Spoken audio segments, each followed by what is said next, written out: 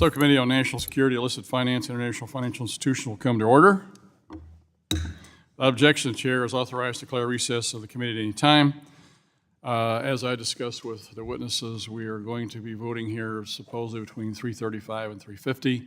What we'd like to do is perhaps get the testimonies out of the way and perhaps the first couple questions, and then we will adjourn until we get our vote. I think it's a single vote at this point, done, and then come back and finish with your discussions, and we'll see what we can do. So the hearing is entitled How America and its Allies Can Stop Hamas, Hezbollah, and Iran and Hamas from Evading Sanctions and Financing Terror.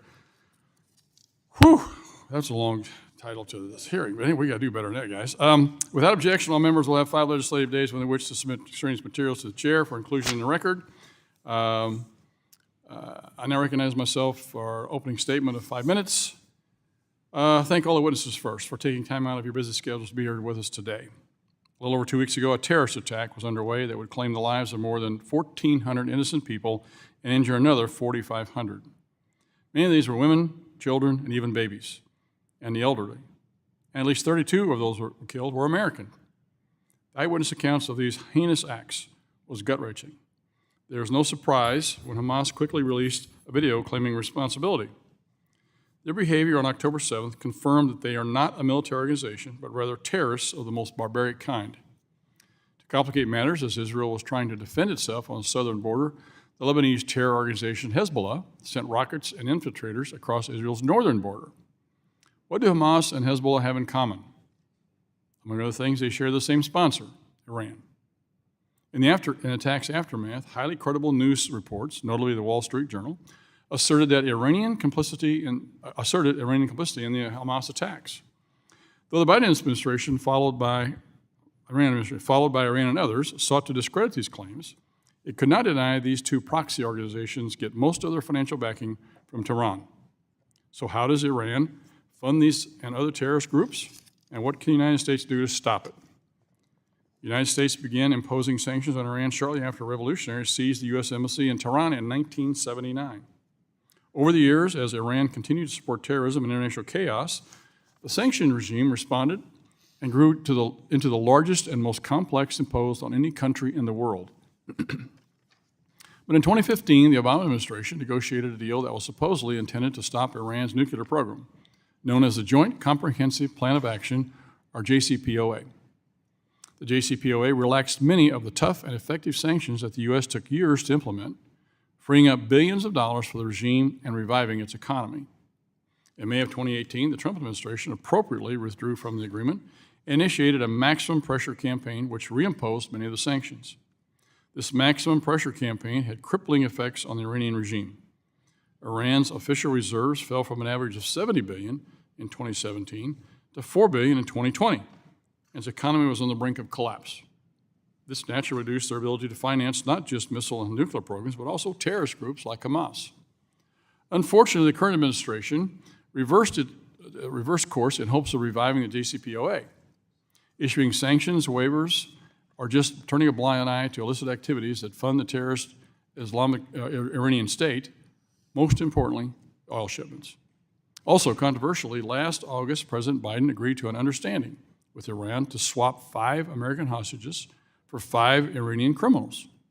But a one-for-one swap wasn't enough for Iran, so the president tacked on $6 billion in frozen funds moved from South Korea to Qatar for Iranian use.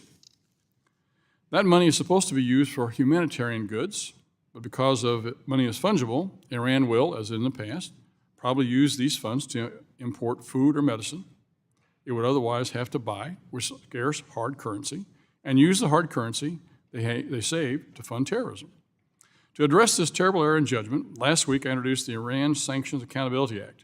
If enacted, this bill will deploy responsible due diligence standards that would close loopholes and require the president to attach requirements to humanitarian aid to prevent funds from directly or indirectly supporting illicit acts, including terrorism. As I said last week, we cannot blindly trust the Iranian government or any other adversarial regime to act responsibly with funds we've unfrozen or provided for humanitarian aid.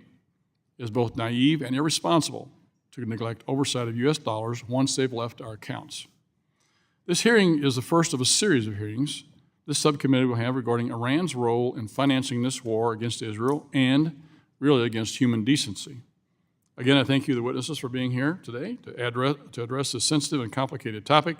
We look forward to your analysis and recommendations. And with that, the chair now recognizes the ranking member of the subcommittee, the gentlewoman from Ohio, Ms. Beatty, for 4 minutes for an opening statement. Good afternoon, and thank you, Mr. Chairman, for holding this hearing, and thank you to our witnesses for not only appearing here today, but indulging us as we may have to recess. On October the 2nd, Hamas carried out a devastating surprise attack that we all witnessed on Israel, inciting a conflict that has led to the tragic loss of thousands of Israeli and Palestinian lives, children, and families. Let me be clear. We unequivocally condemn those vicious terrorist attacks against innocent civilians and support Israel's right to protect and defend herself in the face of these atrocities. This horrific attack, which undoubtedly took years to finance and plan, underscores the importance of identifying and disrupting funding streams for terrorist organizations such as Hamas, Palestine Islamic Jihad, and Hezbollah. It is quite literally a matter of life and death. While the largest source of Hamas financing is direct state sponsorship from Iran and other countries, the terrorist groups also generates vast sums of revenues from its global portfolio of investments, taxation at border crossings, extortion and racketeering, as well as crowdfunding and charitable donations. For decades, the Treasury's Office of Terrorism and Financial Intelligence, FTI, which includes the Office of Foreign Assets Controls, has long endeavored to disrupt Hamas's financing operations, and in the wake of the recent attacks, has taken immediate steps to further target key Hamas operatives and financial facilitators.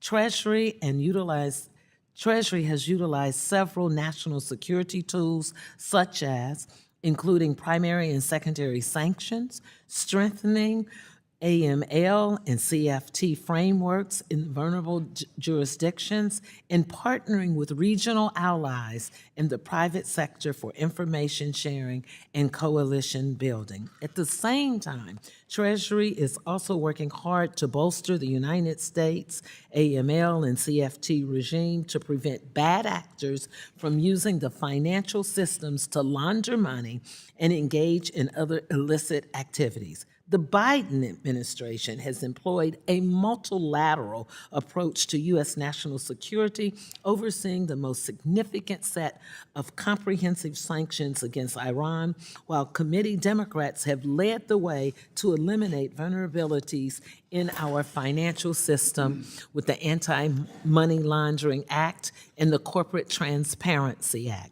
Well, some of my colleagues on the other side seek to blame the Biden administration for the horrific attack on Israel. The fact remains that for the first 2.5 weeks of this conflict, the House of Representatives was speakerless due to the pointless civil war that Republicans were going through, rendering Congress unable to respond to this crisis. Now, my colleagues have managed to appoint a speaker that we just did on the House floor, and I look forward to getting back to the business of the American people to protect our national security and to provide much-needed aid to our allies. We will also hear today, many will want to talk about the $6 billion. They will want to talk about that those dollars were used to fund Iran. I can tell you, because I met with our deputy treasurer, it is not true. Those dollars have not been requested or asked for. Mr. Chairman, I yield back. The gentlelady yields back. The chairman and the ranking member have a minute reserved, but they're neither here, so we'll proceed. Today we welcome the testimony of our guests here today. We start with Mr. Jason Brodsky. Mr. Brodsky is the policy director of United Against Nuclear Iran. Mr. Richard Goldberg. Mr. Goldberg is a senior advisor at the Foundation for Defense of Democracies. Mr. Gabriel Noronha. Mr. Noronha is a fellow at the Gamunder Center for Defense and Strategy at the Jewish Institute for National Security of America. That's about like the name of our committee hearing today. Mr. Zarazinski, Adam Zarazinski is our next witness. Mr. Zarazinski is Chief Executive Officer of Inca Digital, and Mr. Matthew Levitt. Dr. Levitt is the Director of the Reinhardt Program on Counterterrorism and Intelligence and former Wexler Senior Fellow. We thank each of you for taking time to be here today. Each of you recognized for 5 minutes to give your oral testimony, presentation of testimony without objection. Each of your written statements will be made part of the record. Just a little housekeeping here right quick. Your microphones will pick up your voice if you put it very close to you. Those are little boxes that you can pull toward you. I would ask that you pull that box toward you so when you have the microphone straight in front of you, you can speak into it. The acoustics in here are very bad, and so we can all hear. We have our stenographers over here. If they can't hear what you're speaking, they have some problems, and we get a lot of garbled stuff when they get done. So we make sure that they hear exactly what you say. So please pull that toward you. And with that, Mr. Brodsky, you are recognized for 5 minutes for your remarks. Chairman Lukemeyer, Ranking Member Beatty, and members of the subcommittee, thank you for the opportunity to testify today. As we sit here, our ally Israel is reeling from the deadliest attack against the Jewish community since the Holocaust. Babies beheaded, elderly women burned alive, and Holocaust survivors taken hostage are only a small sampling of the atrocities that Hamas terrorists, armed and funded by the Islamic Republic of Iran, have inflicted on Israel.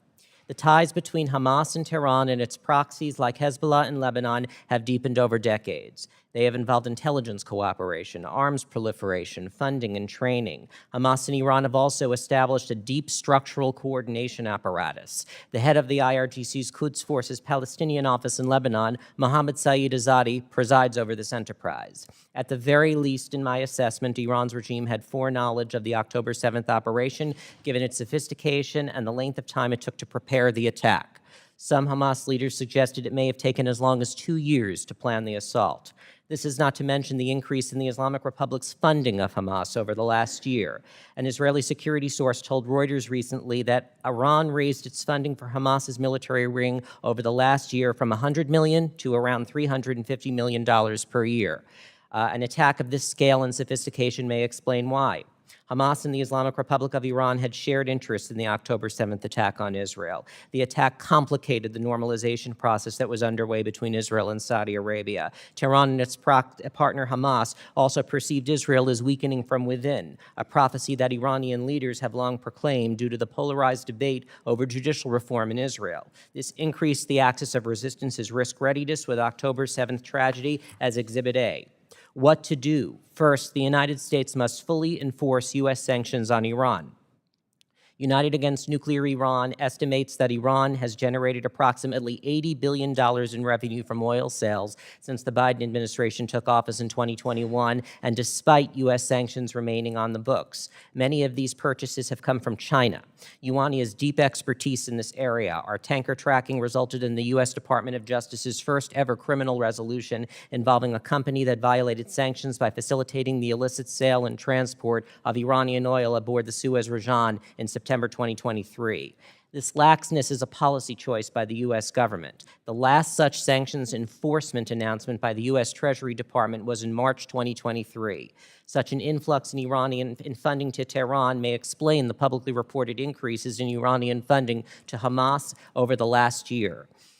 Second, Ioani has compiled a list of foreign vessels it suspects of involvement in the illicit transfer of Iranian crude oil and/or petroleum products. Ioani's list has grown to 353 vessels. This suspected ghost armada, which is distinct from but complements Iran's own Nitsi fleet, has skirted U.S. sanctions, exploited regulatory loopholes to ship millions of barrels of Iranian oil. It is time for the U.S. government to fully sanction these vessels, their owners, and their operators.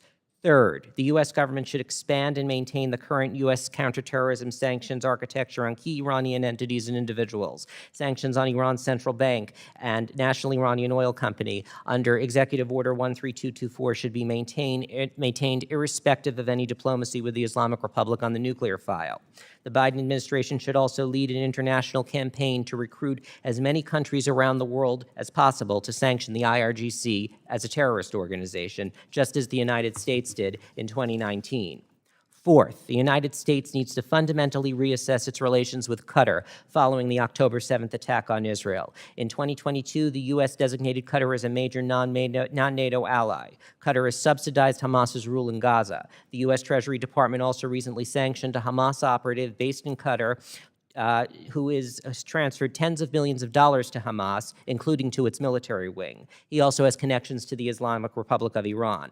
That's not to mention Qatar harboring in five-star accommodations the Hamas leader Ismail Haniyeh, his predecessor Khalid Mashal, the highest religious authority of Hamas, who has blessed terror attacks, and others. In recent years, Qatar has also hosted the commander of the IRGC's Navy, a U.S. specially designated global terrorist, at a defense expo, as well as Mohsen Rezai, who was wanted by Argentina for his role in the bombing in 1994 of the Jewish Community Center in Buenos Aires. Fifth, sanctions alone will not counter the Islamic Republic effectively. They need to be paired with a credible military threat. Iran's regime knows the United States has the ability to cripple its military, but it doubts Washington has the will to do so. This is what's shaping the IRGC's current calculus and drive for escalation against Israel.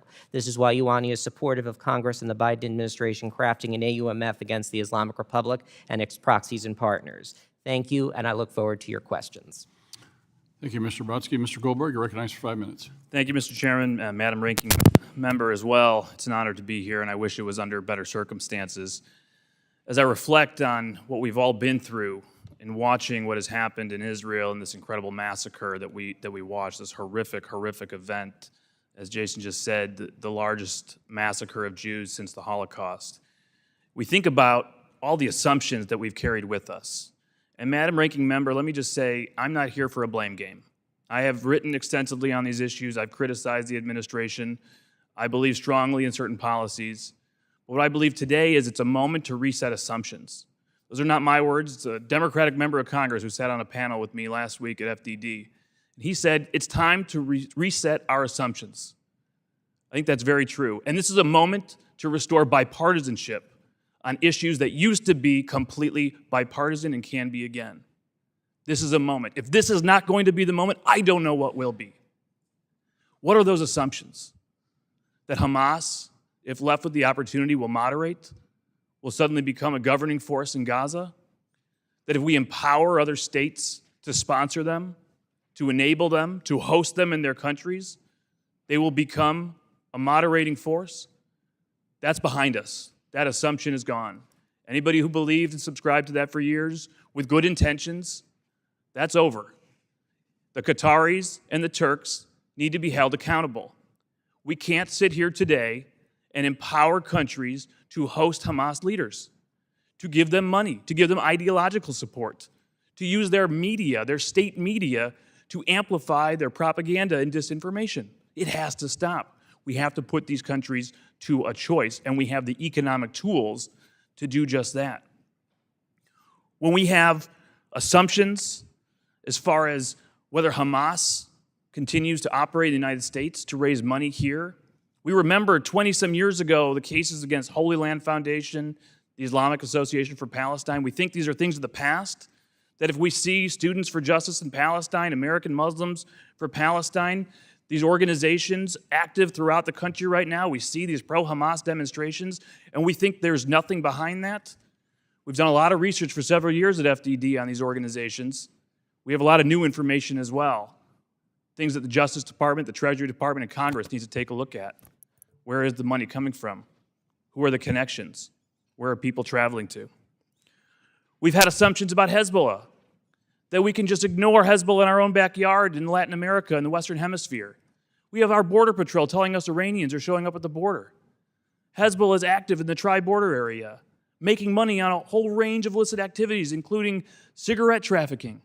What are we doing about it? We have laws. This Congress has passed 2 laws to crack down on Hezbollah. We need enforcement of those sanctions, alongside any new sanctions we're going to put on Hamas. We've had assumptions coming out from some in Washington that if we open up cash availability to the Islamic Republic of Iran, the chief sponsor, the chief terror sponsor of Hamas, complicit in this massacre, that somehow Iran will moderate, that it's okay to open the valve for money to flow to the Islamic Revolutionary Guard Corps that trains, equips, supplies, funds Hamas and other terrorist organizations to carry out this massacre, because at least they'll slow down that expansion of the nuclear program. We'll buy some time before they go to 90% weapons-grade uranium production, all while encouraging this regime, emboldening this regime, and giving it the resources to pour more money into terrorism. No blame games here. Action, action, bipartisan action. Lock down the money. Lock down the $6 billion. Don't forget about the $10 billion that was made available over the summer, transferred out of Iraq to Oman. We have no information on that money today. What has happened to that money? We talk about the $6 billion because the hostage deal was exciting in the news. Talk to me about the $10 billion and more money, because every single month Iraq continues to make electricity payments to Iran into those accounts. Lock it down. You can do that if the administration won't. Turn the screws on oil sanctions enforcement. I wrote those laws as a staffer. They're not permissive unless you issue a national security waiver. They're mandatory. It says shall, not may in the law. You need to turn the screws as Congress on a bipartisan basis and say, crack down on the oil shipments from Tehran to China. And finally, let me say, we have to reevaluate the way we deliver aid into Gaza. We believe that if we just wrote checks to UNRWA for years, the United Nations, that doesn't recognize Hamas as a terrorist organization, that money would make it to the people, not to Hamas. We know that's not true. Mr. Chairman, I look forward to your questions. Thank you, Mr. Goldberg. Appreciate your passion and your information today. That was good. Mr. Rohana. Chairman Recognize you for 5 Lukemeyer, minutes. Ranking Member Beatty, distinguished members of the committee, thank you for inviting me to testify. Over the past decade, the Islamic Republic of Iran has spent more than $20 billion to support foreign terror groups in the Middle East. It has spent tens of billions more of its own funds for its own terror operations. And when they chant death to Israel, they chant death to America. We know from the last 2 weeks they are deadly serious there. And given the opportunity, they would not distinguish between Democrat and Republican when they attack us. Hamas's heinous terror attack on Israel was only possible because of increased funding from the Iranian regime. Historically, Iran has provided $100 million to Hamas. In the past year, however, that support increased to $350 million. The maximum pressure campaign forced the regime to cut back those funds, as our sanctions deprived Iran of $200 billion, according to Iran's president. Today, Iran is providing 93% of Hamas's budget. This extra funding allowed Hamas to lay low in preparation for its sneak attack. It's ensuring that Hamas can continue their attacks against Israel today. And we just learned today that Iran trained 500 terrorists of Hamas in their bases as recently as September. The Iranian regime could only afford this largesse because it has been flooded with cash in the past 30 months. $80 billion, as Jason described, in oil sales since the beginning of 2021, $10 billion in a questionable payment from Iraq that we just learned is now being laundered by the Chinese government. So there are no restrictions on that once that's done. And then the additional $6 billion into Qatari accounts. There are also unconfirmed reports that Iran has recently gained $6.7 billion in IMF special drawing rights, which are in this committee's jurisdiction. Supreme Leader Khamenei's philosophy is to use all funds the regime can obtain to advance its foreign policy of terrorism, leaving the bare minimum necessary to sustain the needs of a functional state and ignoring entirely the material needs of the Iranian people. The United States must not aid this effort.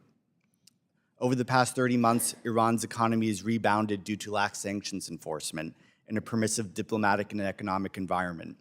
As a direct result, they have been able to increase their own military and terror budget by double digits. The United States can and must reverse this trend. A few recommendations. First, Congress should force the executive branch to enforce their existing oil sanctions against shipping companies, insurance companies, tankers, ports, refiners, and all those conducting trade in Iranian oil. Those sanctions need to be mandatory, not discretionary, as Rich mentioned, and the same applies to to the United States sectoral sanctions against Iran's metals and petrochemical industries. Their exports have soared in the last 30 months as well, generating precious revenue for the regime. and our sanctions on those sectors have barely been enforced as well. The countries most responsible for helping Iran evade sanctions are China, Hong Kong, which is run by the CCP, and the United Arab Emirates. Congress should press the administration to launch a major diplomatic and economic pressure campaign against the CCP to pressure their leadership into cutting imports of Iranian oil as part of broader negotiations. And we have to let the UAE know that business as usual of Iran is over. Second, the United States must claw back the $6 billion provided to Iran last month. The deal we made with Iran became irrelevant when they funded the attack that killed more than 30 Americans and took more than a dozen Americans hostage in Gaza. I can assure this committee, having worked on Iran's sanctions evasion for several years, that if given to Iran, these funds will not be used for to alleviate the suffering of the Iranian people, and I'm happy to go into detail. The regime has a long history of pilfering food and medicine to resell in the black market in Iraq and Afghanistan. The proceeds will likely be diverted for terror or stolen by regime elites. The Treasury Department's temporary freezing of these funds is not sufficient. The Iranian regime will inevitably pressure Qatar and the U.S. To turn that spigot back on. Perhaps they'll take more hostages to do so. So Congress should rescind the September 11th waivers and ultimately work to transfer those funds to the victims of Iran and Hamas's terror. Congress should work to ensure Iran cannot access the $6.7 billion in IMF funds by codifying restrictions that prohibit them from converting special drawing rights to currencies they would like to use. And Congress should ensure that all state sponsors of terror, including Iran, are excluded from future allocations of special drawing rights. The status quo must end. Today's policies are enriching, enabling, and encouraging the regime to carry out their terror plots. Thank you, and I look forward to your questions. Thank you. The buzzer a minute ago indicated that we do have votes that are being called. What we'll do is continue on with the testimony and see once where we are at that point and where we are with the vote. So, Mr. Zarazinski, you're recognized for 5 minutes. Thank you, sir. Honorable members of this committee, thank you very much for giving me the opportunity to testify here today. It's an honor and a privilege. My name is Adam Zarazinski. I'm the CEO of Inca Digital, a data analytics and all-source intelligence company focused on cryptocurrency. I'm also a major in the U.S. Air Force JAG Corps Reserve, and I spent 4 years active duty. I don't like bad people who try to do bad things, and I've in part dedicated my career to stopping them.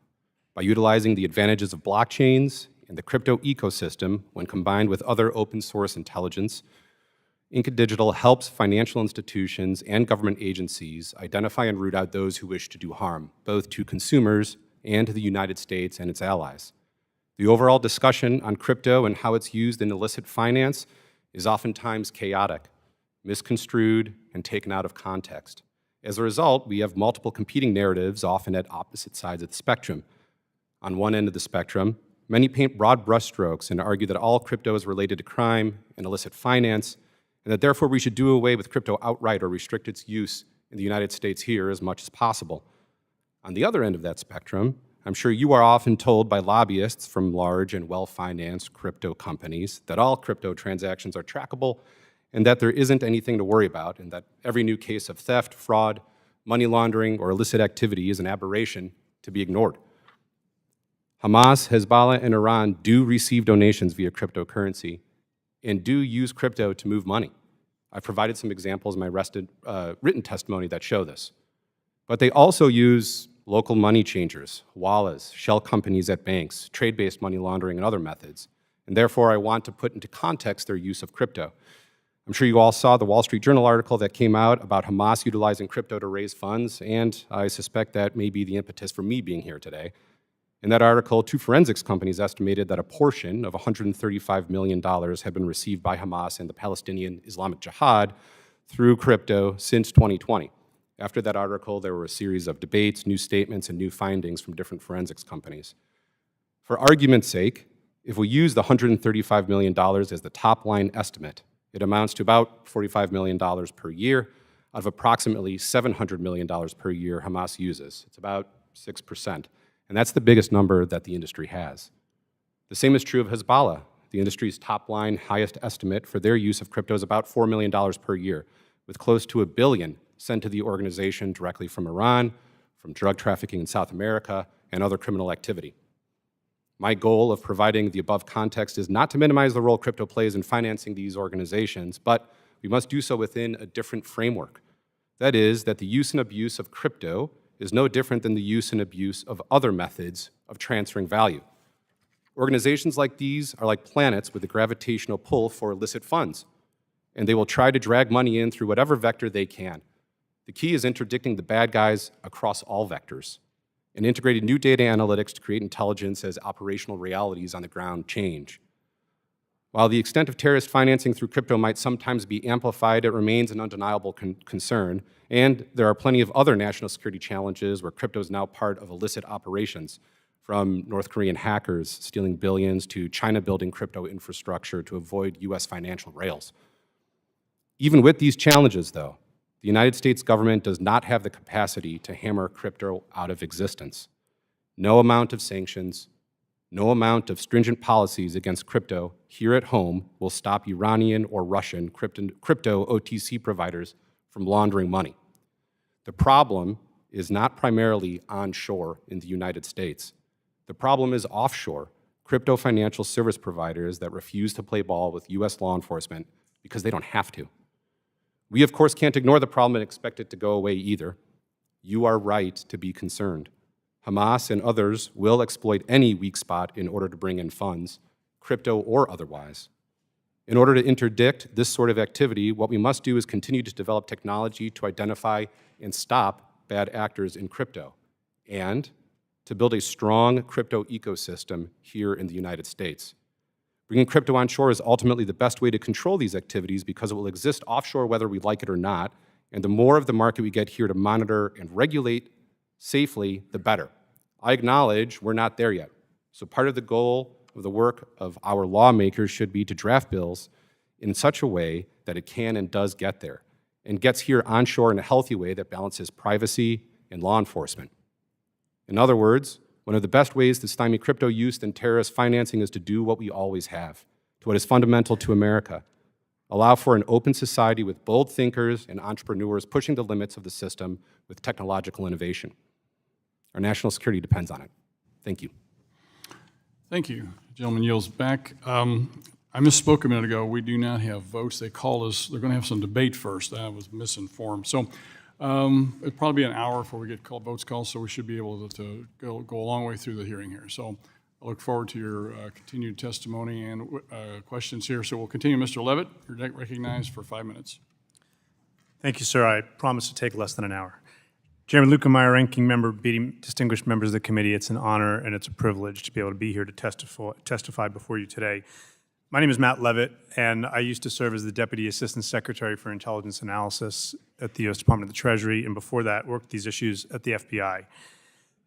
In the weeks leading up to this horrendous attack, which I think we have to put into context as one of the worst acts of international terrorism ever, and one of the worst acts of international terrorism ever to affect the United States. Before this, I was gearing up for a major study on the financing of Hamas. So if you allow me, in my written testimony, I've gotten into great detail about it. I'll highlight a little bit about it here because I think there's some things we need to understand. First of all, there are constants, and there are also things that have changed. The constant is Iran. Iran has financed Hamas since its inception in 1987, a continual regular upgrade in funding. Even when Hamas and Iran broke a little bit over Hamas's refusal to back the Assad regime, Iranian funding for the military wing in particular continued apace. And without that funding, over time, Hamas could not be the capable organization it is today. And when we look at this, we need to not only look at the financing, but we need to look at the resourcing. I'm interested not only in the money they get, but in the weapons they get and in the training they get. And we need to take a greater look at that. But there are also things that have changed over time. In 2007, Hamas took over the Gaza Strip by force of arms, turning its weapons on fellow Palestinians. The Israelis had already withdrawn. And at that point, it governed territory. And as we saw with the Islamic State, when a terrorist group governs territory, it can extort, it can tax, it can run customs, it can run racketeering, and Hamas has done all of that. Everybody I've spoken to in this country, in Israel and otherwise, agrees that as of right now, Iranian funding for Hamas is the second most significant source of funding. The most significant source of funding for Hamas right now is its ability to fund in place.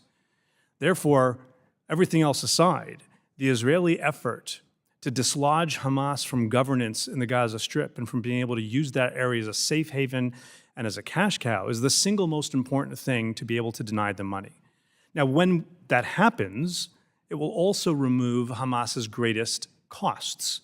They will need less money because they won't be paying salaries and all that, but it will be a significant strike.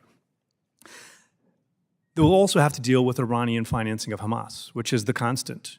And here I think we need to focus not only on the amounts of money, which have been constant, by the way, even constant under maximum pressure.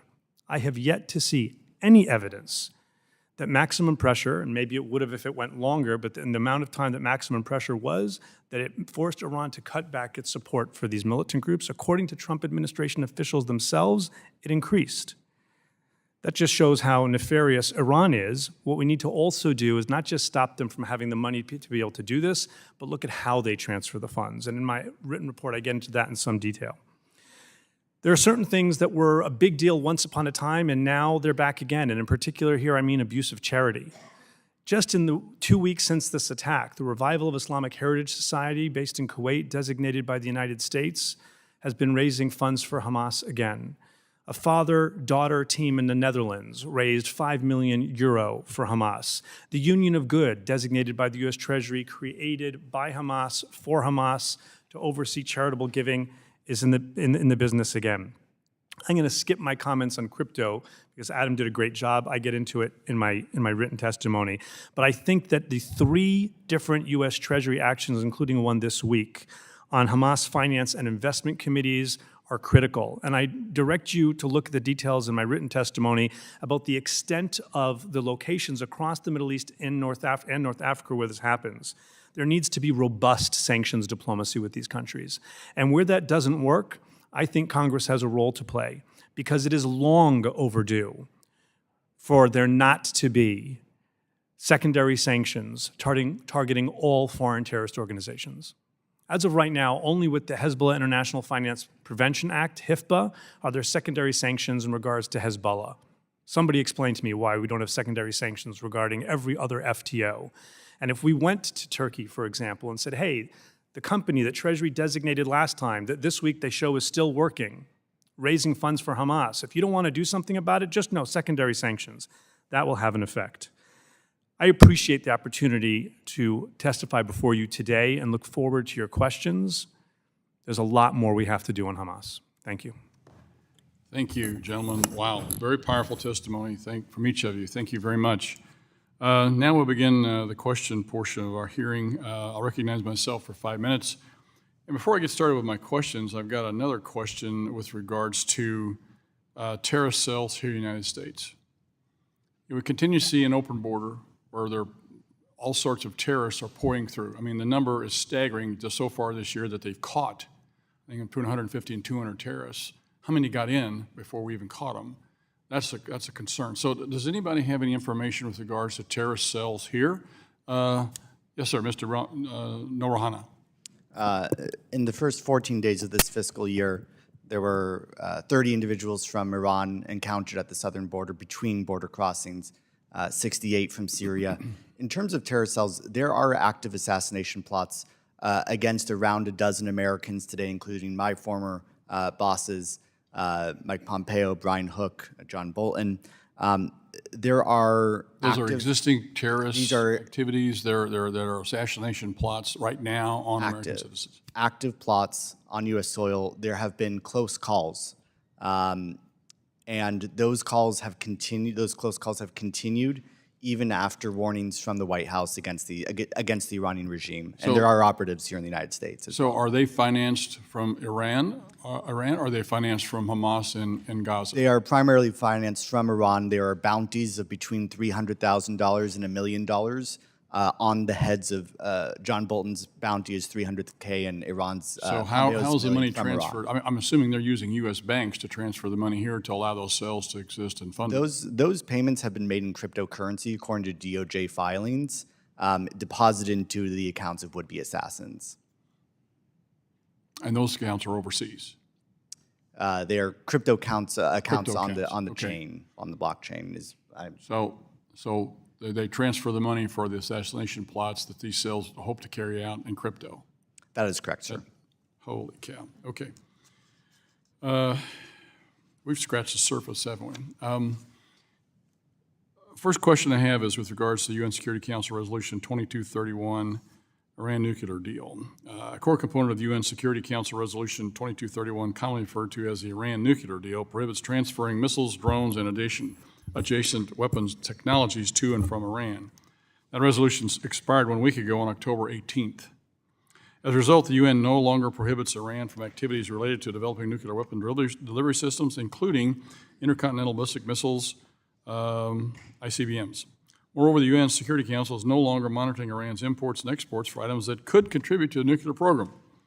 While the US and EU decided to maintain restrictive measures against Iran, those two countries represent just a small portion of the 193 countries bound by UNSCR 2231. Mr. Goldberg, please describe the gaps that are in place as a result of the expiration of this agreement that allow Iran to buy and sell previously controlled technologies. Yeah, thank you, Mr. Chairman. This is a really important issue. This administration has valued multilateralism as something paramount in their foreign policy. The value and legitimacy of a Security Council resolution, of working with allies, of not just having America first policies in our sanctions, but going to countries and saying, we have sanctions, we are going to enforce our sanctions, and they are in line with the Security Council resolution. One would think that if you had the ability to keep a Security Council resolution restriction on Iran with respect to the transfer of missiles and drones and conventional arms, that you would want to keep that in place. Because right now we see Iran transferring armed drones to Russia for months for use against the Ukrainian people. We see the ability of Russia now to work with Iran to advance their missile program for use against us, the United States of America, as Chairman, as you mentioned, in their long-term ambition of developing ICBMs. And so the question is, could we have avoided this gap that we now have? Last Wednesday, when the president was in Israel expressing his solidarity with the Israeli people, it was the same day he was allowing, with our European allies, that Security Council resolution restriction to expire. It actually doesn't have to expire. We can bring it back anytime we want. We can work with the UK, France, and Germany, send a letter that we can write in the back right now, Mr. Chairman. Dear Mr. President of the Security Council, we're triggering the snapback of UN sanctions, and in 30 days it all comes back, and Russia and China can't do anything about it.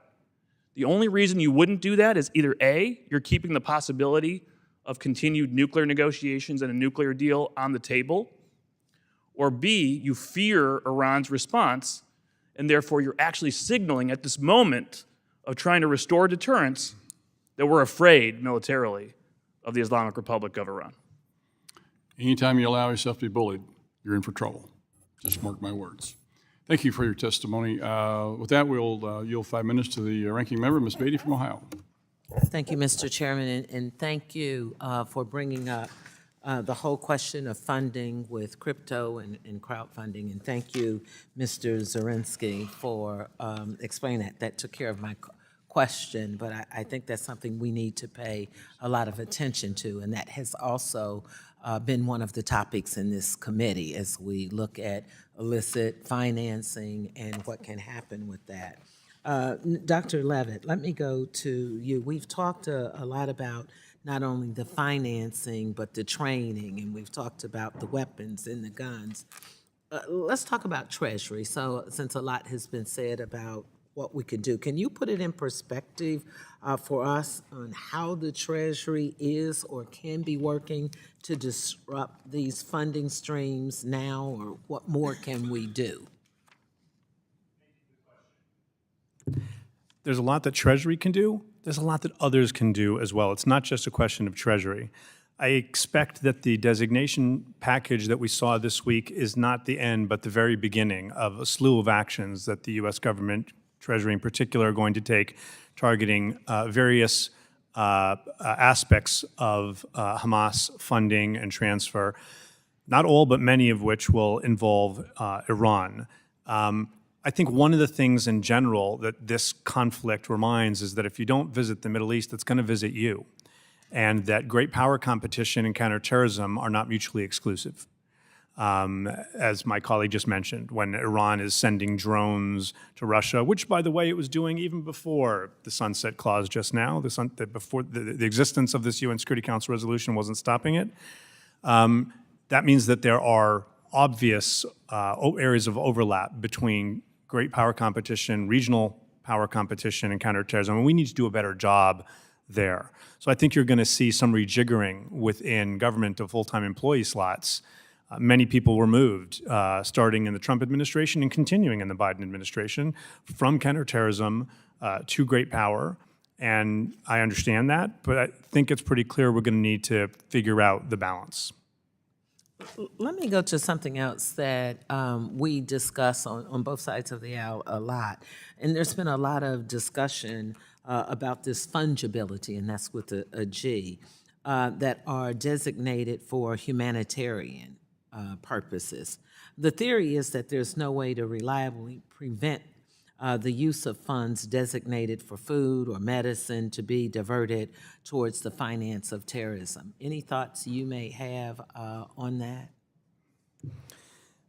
Fungibility is a critical issue, so thank you so much for the question. There are two issues here. One is humanitarian aid, and then there's other types of fungibility. With respect to my colleagues, I think I have issues, I have concerns about the $6 billion in the first place, but the $6 billion hasn't moved. It's not fungible. Knowing that it's there doesn't help you. That's not part of the concept of fungibility. Nor did Iran need that $6 billion to be able to finance Hamas, and this plot was financed long before. I don't think there's an issue here of fungibility of funds that this $6 billion affected this particular attack. Iran was already responsible for that in other ways. Humanitarian aid, I think we need to recognize that there has to be a balance. It can't be zero sum. It can't be that we're going to stop all money ever going to terrorism, so we're going to do nothing in a humanitarian crisis. And it can't be that there's a humanitarian crisis, so we're just not going to do anything to combat terror financing. There are all kinds of licenses within U.S. law. The U.S. and Ireland put forth a process that passed at the UN Security Council so that there's the ability, even in areas of Syria or Somalia or the Gaza Strip where there are terrorists in charge, where you can still provide some aid, and we're going to have to balance that. You don't provide all aid, you do it carefully. We can't be comfortable that there's any way to ensure that it won't benefit Hamas at all, but we have to do something because otherwise people are also going to die. Okay, thank you. Mr. Chairman, I only have about 40 seconds left, so I'm going to forego my last question, but I do want to say to all of the witnesses how much we appreciate your being here.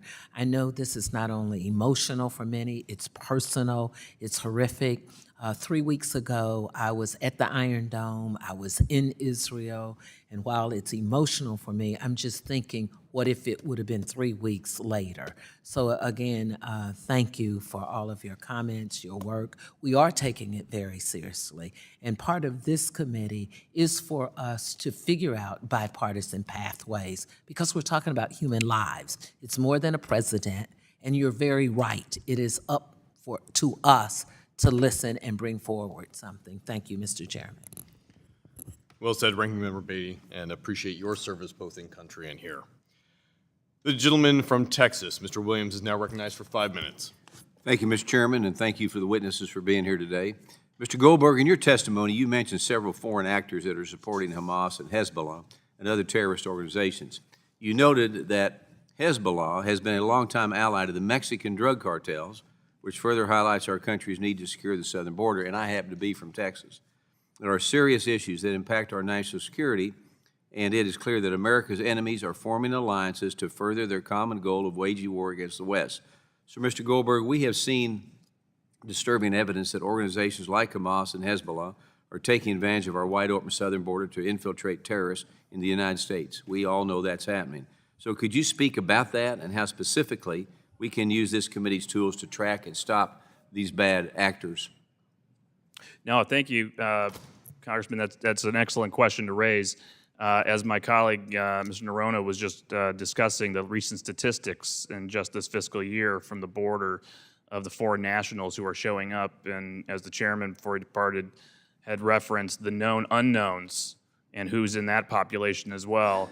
A country that does not control its border does not have national security under control. I think we should all be able to agree on that. Now, maybe we may have differences on immigration policy and all that, and I don't want to go in there, but I will say that having control of our border and ensuring that the known foreign terrorist organizations and their sponsors who are active south of our border with known partnerships and connections to the Mexican cartels to move things into the United States, including people, needs to be dealt with in a very serious and sober way. There has to be a bipartisan way forward to look at the networks that Iran has set up, that Hezbollah has set up in South America, understand what that threat means to the United States, and how we are going to interdict it. I personally think it's impossible to get full control of this if you don't have full control of the border. But there are other tools, economic tools, diplomatic tools that are going to need to be exercised with countries in South America, in the Western Hemisphere, with the Mexican government as well, to get very serious about this. Increase our intelligence collection, increase our financial sanctions picture, really put pressure on some of these governments to crack down, make arrests, interdict. I think this is going to be critical. I know Mr. Levitt has also spent a lot of time looking at this, my colleague at FDD, Emmanuel Ottolenghi. I think Americans are missing a big picture. It's not over there.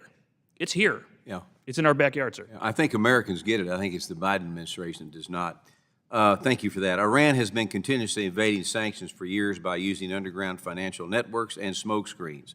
The Trump administration's maximum pressure campaign dramatically reduced Iran's foreign exchange earnings, but now sanctions are clearly not having the intended effect due to the lack of enforcement and lenient waivers by the Biden administration.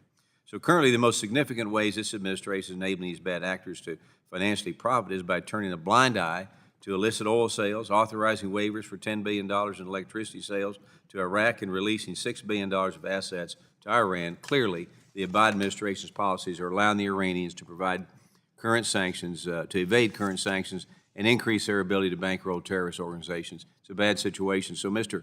Noronha, how is the Iranian regime exploiting the gaps that exist within the current sanctions that have been placed against them? And which types of sanctions have proven to be the most effective against Iran over the years? Thank you, sir. Under the multilateral sanctions in 2011 to 2014, we got Iran's oil down to about 1.1 million barrels of oil per day exports. Under the unilateral U.S. sanctions, we were able to get them down closer to 300,000 barrels per day at times. Wasn't always perfect, it fluctuated. But we can do more. What they are looking for is for us to ignore shipments to China. They're looking for the tankers, the insurance companies, all the ports that service those boats. They all want to be able to do that without penalties. And so far, they've gotten away with that. With that, again, Iran's foreign exchange reserves have gone from $4 billion at the end of 2020 to as much as $49 billion today. That saved their economy from this crisis they were facing. They weren't able to conduct basic trade in many goods because of it. Thank you, and I have a limited amount of time. I'll yield my time back. Thank you. Thank you, Mr. Williams. The chair recognizes the ranking member of the committee, the gentlewoman from California, Ms. Waters, who is now recognized for 5 minutes. Thank you very much, Mr. Chairman. I'm very curious to know what was happening with Saudi Arabia and Israel, led by Netanyahu, in an effort to start some kind of peace initiative in the Middle East. Are you familiar with that? If so, would someone, whomever, have some information on that, share with us? Was that real? And were other countries involved? Was Jordan involved with that? Who all was involved in this effort that supposedly was to be about bringing about peace? If I may, and we'll then turn to my colleague. Israel and Saudi Arabia have been in talks for the last year and a half to 2 years over a normalization agreement. That deal was nearing completion. There were problems with it, but they were getting to the final end. I think Hamas and Iran understood that, and what they were trying to do was weaponize the deaths and images of the death of Gazans to make it harder politically for Saudi Arabia to make that peace deal. And that's what they're hoping that these attacks in this ongoing war will accomplish. Yeah, there's no question in my mind that while the attacks of October 7th were planned at least a couple of years ago, the precipitant event was absolutely a desire by Hamas, by Hezbollah, and by Iran to undermine Israeli-Saudi normalization.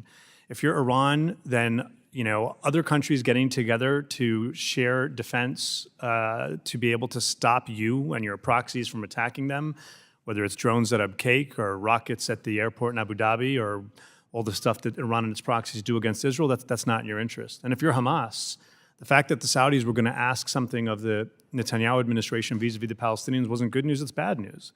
Because Hamas isn't fighting because of occupation. Hamas isn't fighting because of a lack of a two-state solution. Hamas opposes a two-state solution, and therefore it saw that it would be the Palestinian entity on the outs. The extremists would be on the outs.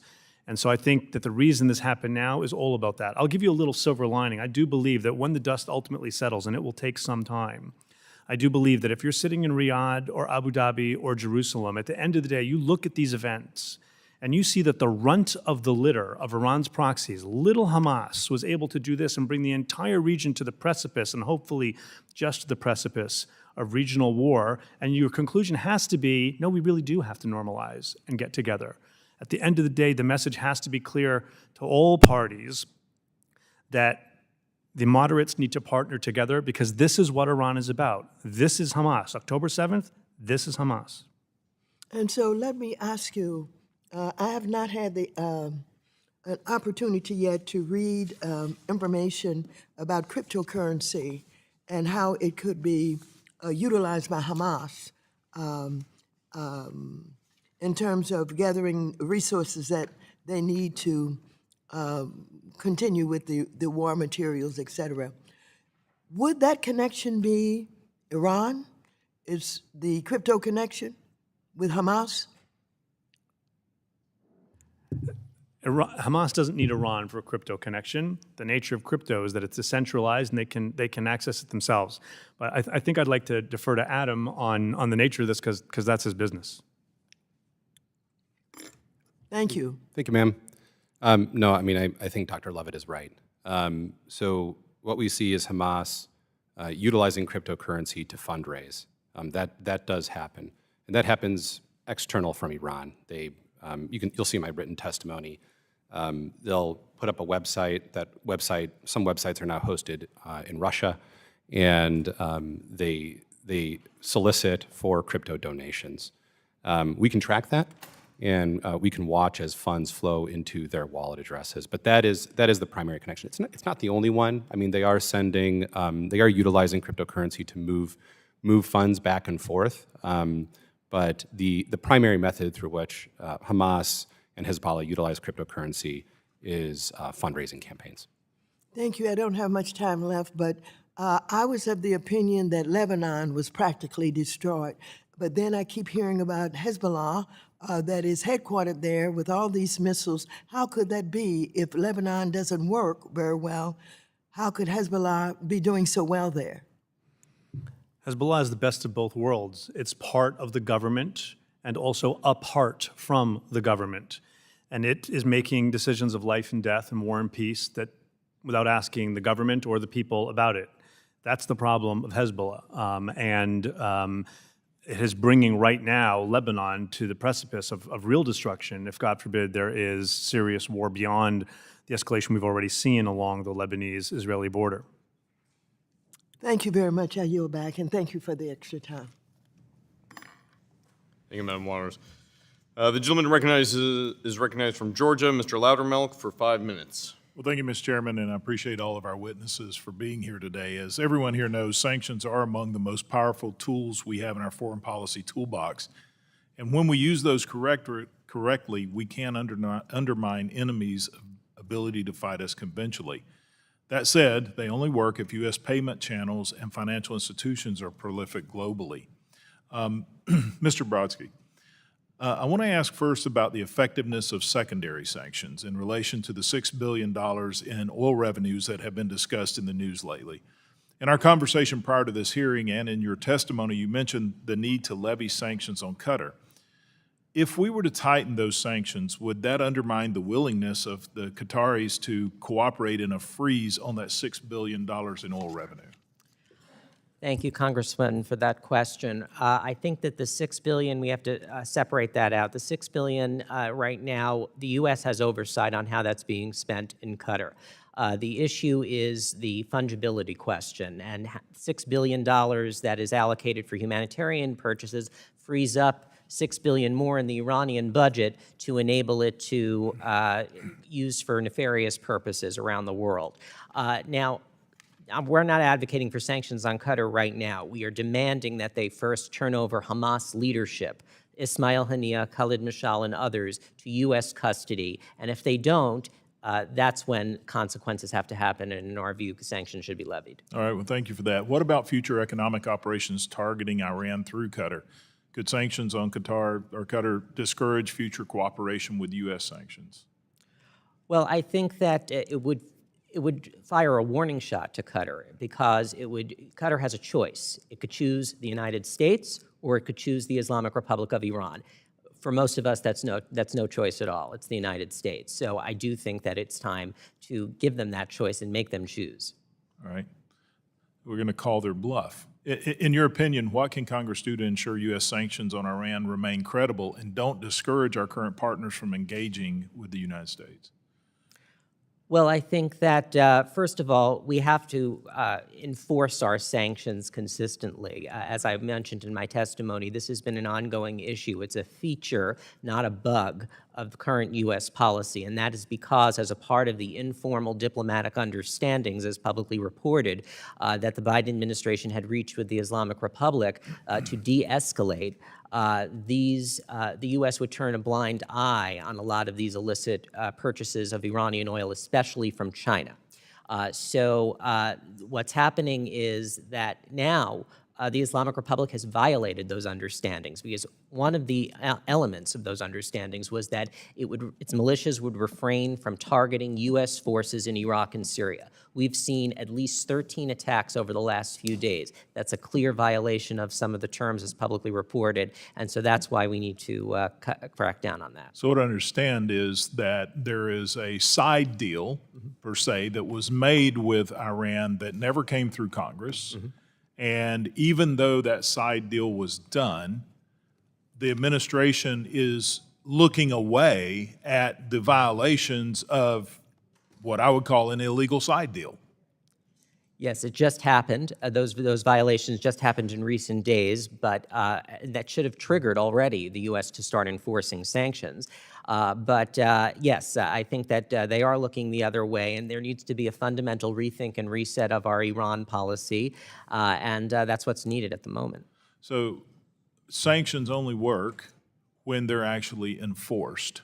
Right. And I would just add, there's a difference between quantity of sanctions and quality of sanctions, meaning quantity of sanctions, you could levy 400 sanctions on individuals who have no assets or don't travel to the United States. That does not impact the Islamic Republic's decision-making calculus. What does impact the Islamic Republic's decision-making calculus are enforcement of the oil sanctions and the energy product sanctions. Mr. Brodsky, I appreciate your testimony here. I'm quickly running out of time. I really don't have time to get into these others. I'll submit these other questions for the record. With that, Mr. Chair, I yield back. Thank you, Mr. Lederman. Those will be submitted for the record. With that, the gentlewoman from Colorado, Ms. Pedersen, is now recognized for 5 minutes. Thank you, Mr. Chair. Thank you all for being with us today, and I know that we've talked extensively about some of the questions that I had. We all know that we're on the precipice of an extended war and humanitarian crisis in the Middle East, and the committee's focus today on Iran and their illicit financing of terrorism is incredibly important. Iran is Hamas's most significant funder, providing Hamas upwards of $100 million a year. And while we still don't know if Iran directly coordinated with Hamas on the recent attacks, it is clear that they are complicit with these actions. And in September of this year, as we have discussed at length, the Biden administration negotiated an agreement with Iran for the release of $6 billion in Iranian funds in exchange for the release of 5 American citizens. And something that I want to touch on is when we look back at, since 2015, the United States has negotiated with Iran and walked back numerous deals. And my question is, Dr. Levitt, on what you think the long-term implications are with our relations with Iran if we walk back this deal, and what the relationship will look like in the future, and the things that we should contemplate if we move in this way. Thank you for the question. There can be no question that Iran is a terribly malign actor.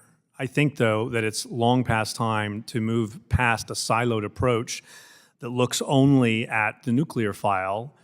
Recent events show that Iran, through proxies that are extremely inexpensive for Iran in terms of its overall budget, can do a tremendous amount of damage, not only to the region, not only to our allies, but to us in terms of targeting our interests as well. We need to balance what sanctions we want to consider revitalizing. We need to balance also the nuclear program. So while we move out of this siloed focus, we need to recognize Iran is closer today to being able to have a nuclear capability than it was under the JCPOA. And I don't say that as a partisan statement. So this is a complicated matter, and it's not one to be decided in the emotion of the moment. I also think that it's not the case that the only way to deal with things like the sunset clauses is to snap back. I don't have any faith in the United Nations tracking these things. We were never using the United Nations to track these things. It was US intelligence and British intelligence and others, and that is absolutely still happening. In fact, our European allies, most of them are saying they're not going to respect the end of this sunset, and they're not going to allow this. So I think we need to take a holistic view at all of our authorities. And while I appreciate the comments as a former Treasury official about how effective sanctions are, I'm going to be the skunk in the room and say sanctions are not going to solve your problem, never alone. They have to be part of a larger toolkit. Thank you. I'd love to talk about that larger toolkit, but also when you acknowledge that sanctions are not the only answer and they have to be used strategically, and I think something that I'm concerned about is if we overuse them, that we push the move away from the US dollar and the implications there for our economy. And so when we look at the roles that Qatar and Turkey are playing in financing terrorist groups like Hamas, what do you think the long-term consequences of looking at sanctions, because we know that they are supposed to be our allies in ways they hold key military bases for the United States. So how can we think about approaching Qatar and Turkey around these issues as well? So first, I think there's a lot to be discussed on concerns about the overuse of sanctions, but we shouldn't be too concerned about that. We do need to be concerned about that. There were sanctions on people related to the International Criminal Court that I thought were ridiculous and severely undermined the credibility of our sanctions regimes, not just that particular set of authorities.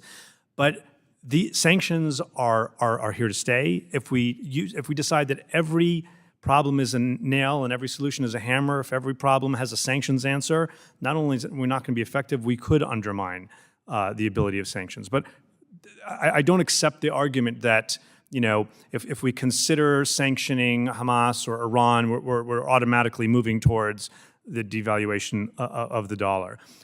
Qatar is an extremely complicated situation. The fact that Hamas leaders, leave aside the luxury they live in, live there, while Hamas carried out this attack that targeted so many Americans is beyond the pale. And every one of them should be indicted, period, for starters. We also need to recognize the Al-Udeid base is there. That's not something that we can easily replicate elsewhere. And so it's not going to be as easy as just saying, hey, we should just take Qatar to the wall. There's going to be some process here, especially as in the moment while they are helping to negotiate some hostage release. I don't forgive them what they've done in the past in terms of housing Hamas because of that, but in the moment, we have to let that play out. Thank you very much. Time has expired. The gentleman from Colorado yields the remainder of our time. The gentleman from Pennsylvania, Mr. Mauser, is now recognized for 5 minutes. Thank you, Chairman. Appreciate you all being here with us. Pretty interesting, pretty alarming, but not surprising. So your comments and statements, and the sort of the sad fact is that we know how to correct this, right? There's a solution here. You're nodding your heads. It's a pretty simple solution here. Iran funds terrorism, Hamas, Hezbollah, list goes on. And here we are, we have an administration that's busy doing JCPOA, trying to keep them from expanding their nuclear weapons against every other country, including Israel and the United States. You know, I've been to the Atomic Energy Agency, okay? They told us how prior that there were about 9 or 10 or 11 violations of uranium being moved and everything else taking place with Iran. They're not to be trusted. They fund terrorism. So it must be very frustrating as you're specialists in this that the solutions are pretty right in front of us, and yet we're dancing around them. We have a Biden administration that has this inexplicable affinity and affection for this regime. It's absolutely maddening. So what do you estimate, what's your estimate of how many weapons, I'll go start with you, Mr. Goldberg, Hamas has been provided, whether through funding, through payment, or actual weapons to Hamas from Iran, that wonderful country, Iran? As much as $100 million a year can buy. $100 million. When you look at weapons, underwriting, training. But was it higher recently because they were getting prepared for war?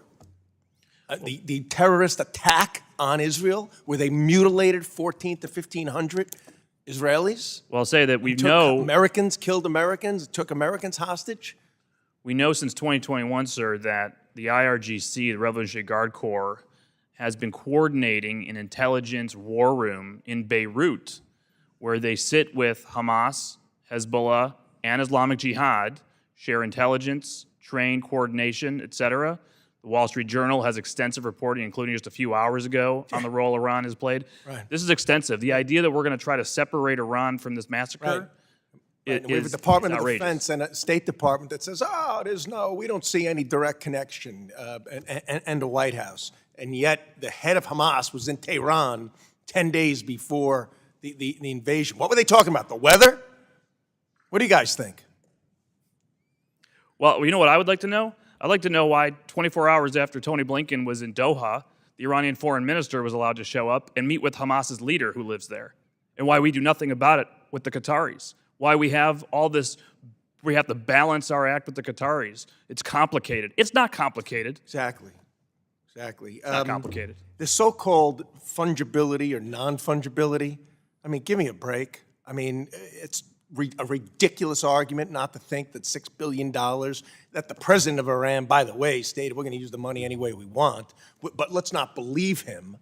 Of course it's fungible. You don't even need that word. He could use other funds for military that he would normally use to maybe feed his people that are starving, and were starving more so under the Trump administration, and their economy was plummeting because of the oil sanctions. I want to ask about that too. 100%, sir. You know what? When people try to make apologies and say, oh, this $6 billion didn't do, this $6 billion would never help them. Stop talking about the $6 billion.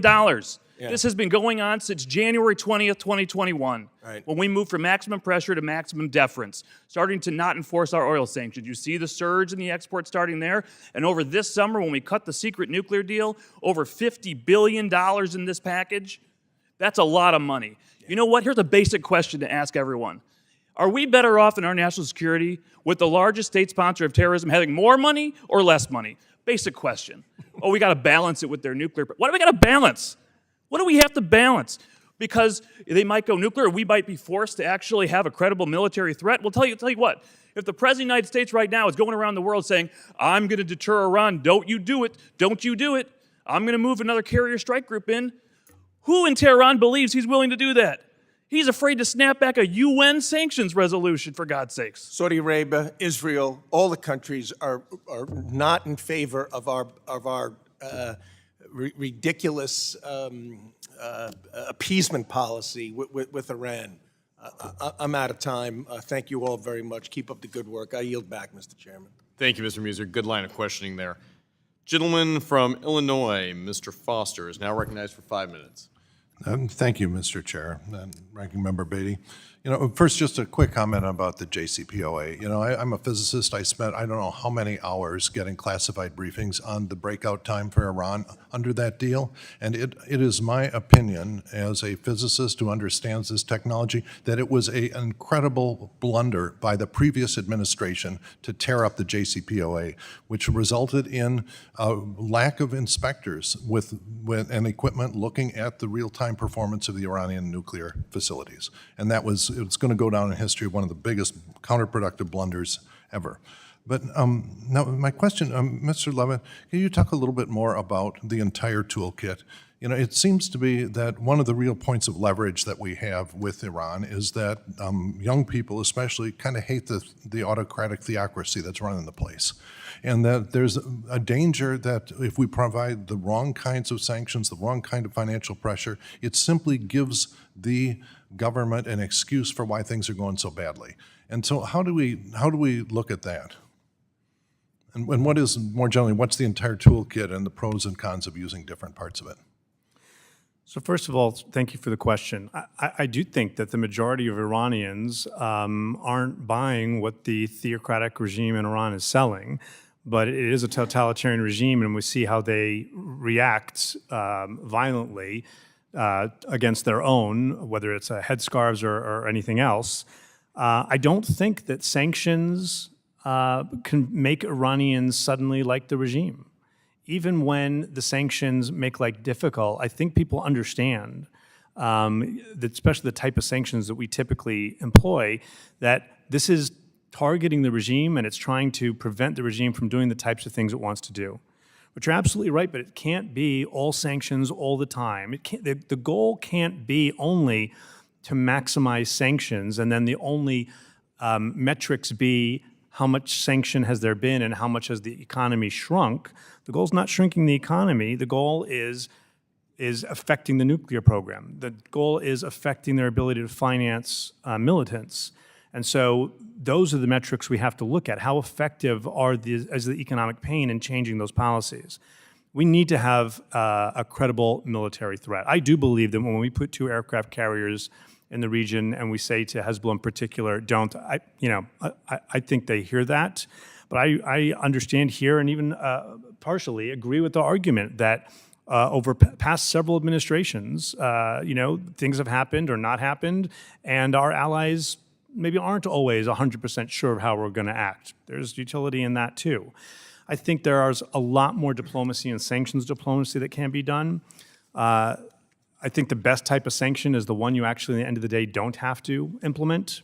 But I think there are other things we can do. The number of children of senior Iranians, the worst of the worst, who travel the world, go to school in this country, go shopping in Paris, is really astounding. And I think that State Department visa sanction authorities could be employed and should be employed. Global Magnitsky authorities should be employed, because if I'm a senior Iranian involved in bad behavior and my wife and children are complaining to me that they can't go shopping in Paris or go to school in America, that's likely to affect me more than, as you heard earlier, a sanction against somebody who doesn't come to this country or have assets in this country. Yeah, thank you. And we've also, some of our witnesses seem to think it's simple with Qatar and we should just, go ahead and threaten them with sanctions. If I recall properly, I think Qatar's very involved in the hostage negotiations, trying to broker a release. Is this a simple situation or is it complicated? Yes and no. It is both simple that Qatar is on the wrong side of some things here, and simple that so long as Qatar can and is playing any kind of a role to get any of the hostages out, we should let that play out. We've seen this in Israeli domestic politics today, where one senior Israeli official tweeted out, we're grateful for Qatari diplomacy, and another senior Israeli official blasted him for it. I think that once the crisis, please God, settles, and I don't pretend that that's going to happen quickly, then we'll be able to sit back and say, okay, how do we reassess our relationship with Qatar? And I think that some of that's going to have to happen. The idea of allowing the heads of terrorist organizations that carry out these types of actions that victimize so many Americans and so many others is just mind-boggling. And that can't be allowed to stand. Thank you, and I am out of time and yield back. The gentleman from Iowa, Mr. Nunn, is now recognized for 5 minutes. Thank you, Madam Chairwoman, and thank you to this panel for being here to talk about the Iranian regime and their specific support of terrorism. As a former counterintelligence officer for nearly 2 decades, I have personally witnessed the hostile acts coming out of Tehran, specifically targeting its partners in the region, most recently those innocent individuals in Israel. So let me be very clear at the start of this. The Ayatollah, terrorist groups within the IRGC, and the vile members of Hamas, the United States is never going to falter in our support for Israel or the protection of the homeland.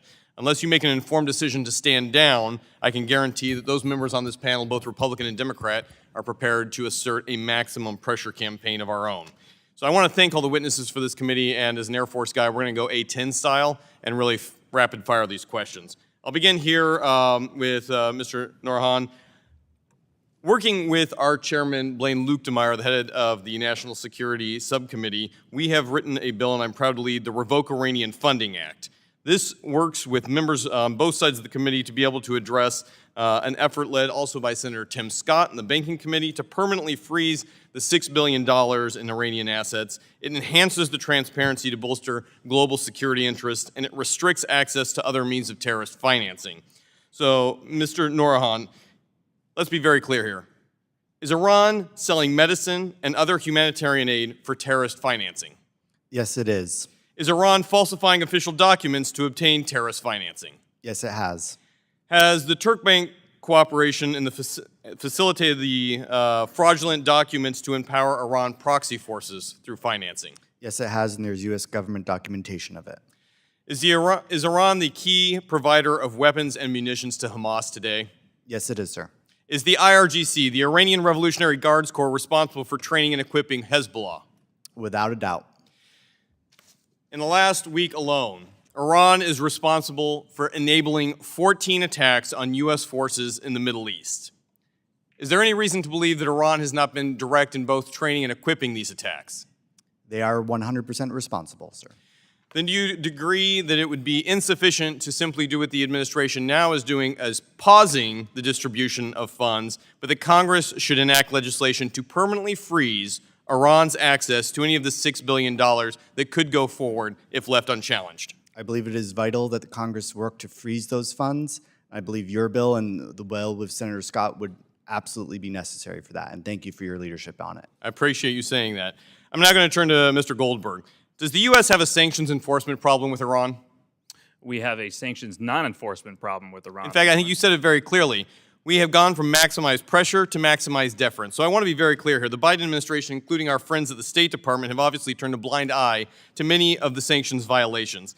I'd like to look beyond. If the State Department's not going to do their job, what ways can Congress incentivize our partners or legal institutions to report on Iranian sanctions violations to hold these bad actors accountable? Yeah, Congressman, thanks for the question. I think there's legislation on this, and you can expand on it. At this point, the administration is violating the law intentionally, knowingly.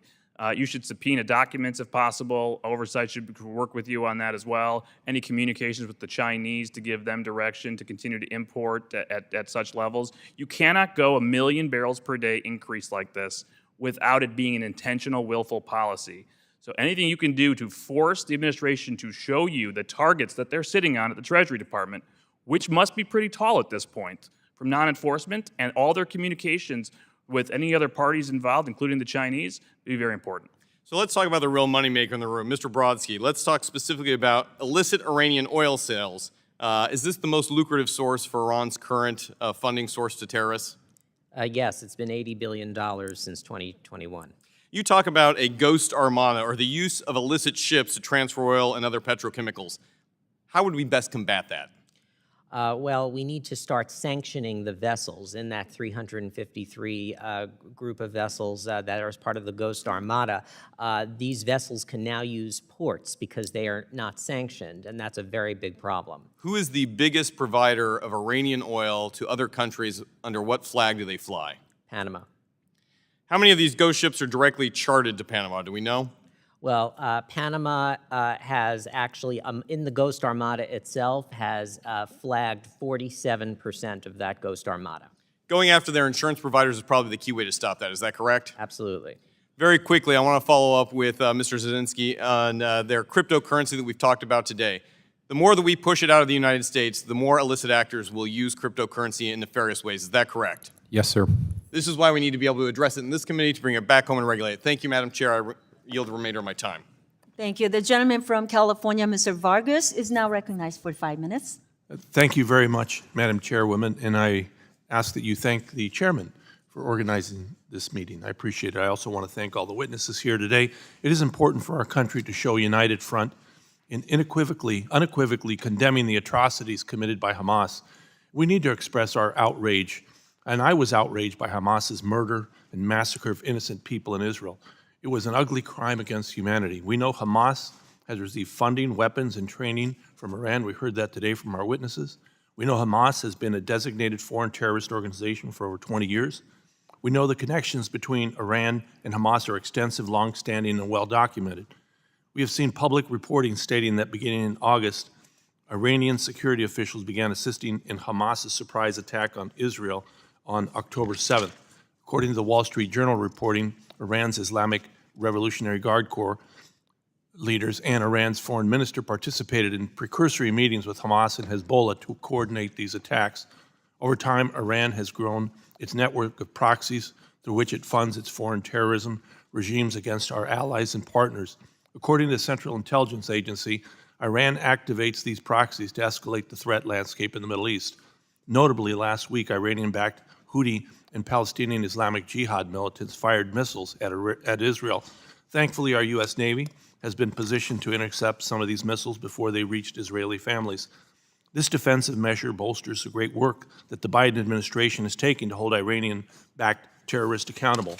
Just last week, the Treasury Department sanctioned key Hamas terrorist groups, members, operatives, and financial facilitators in Gaza and the surrounding region.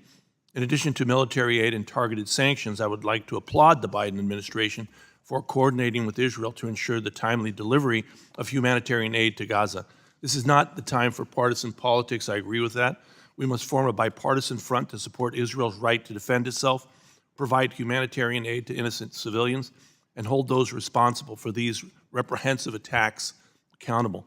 In that same spirit of bipartisanship, I am proud to join my good friend from Arkansas, Mr. Hill, to introduce the Holding Iranian Leaders Accountable Act. This bipartisan bill requires the president to report on the assets of certain Iranian government officials and terrorist leaders. Additionally, this legislation requires the Secretary of the Treasury to seek the closure of U.S. and foreign financial accounts connected with these assets. Again, I would like to thank my friend French Hill and his staff for participating on this much-needed legislation. And I look forward to the day where there is lasting and sustainable peace in the Middle East. Now, I have to say that today I heard a few criticisms of Mr. President Biden. I'd like to point out the fact that he, in fact, went to Israel, stood with Israel, and said that we are with you. And in fact, the signs that are up around Israel to thank President Biden for his courage to be there. And I think we should acknowledge that. Again, I appreciate very much we should stand with our ally. However, I do think that he made a mistake when it came to the $6 billion. I do think that that's a mistake. I do think that we should freeze that money. I don't think it should go to Iran. We have to be able to criticize our own administrations at points, and this is the criticism that I would give. I don't think he did it for a mean reason. I think, the people who negotiated the release of hostages did it to release the hostages, obviously, but I think it's a mistake. I hope that we can work in a bipartisan way to try to figure this out. I think that that's important. But again, I would thank the president for standing with Israel. I think he's made that very, very clear, not only in his words, but in his actions, putting his own body in place. And so I thank him. I do want to ask one quick question before my time is over, and that is about Hezbollah.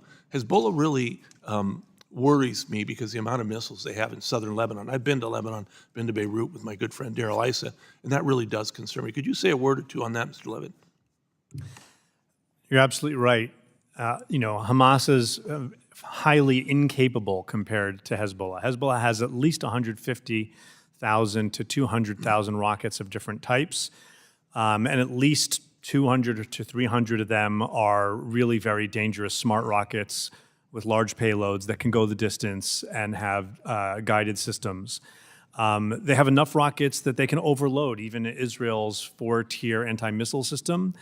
And there are pieces of critical infrastructure like desalination plants and electricity facilities that if the missiles get through and they get out could do significant damage to Israel aside from the obvious loss of life. Hezbollah has been able to build up an army, a state within a state and an army next to an army in Lebanon.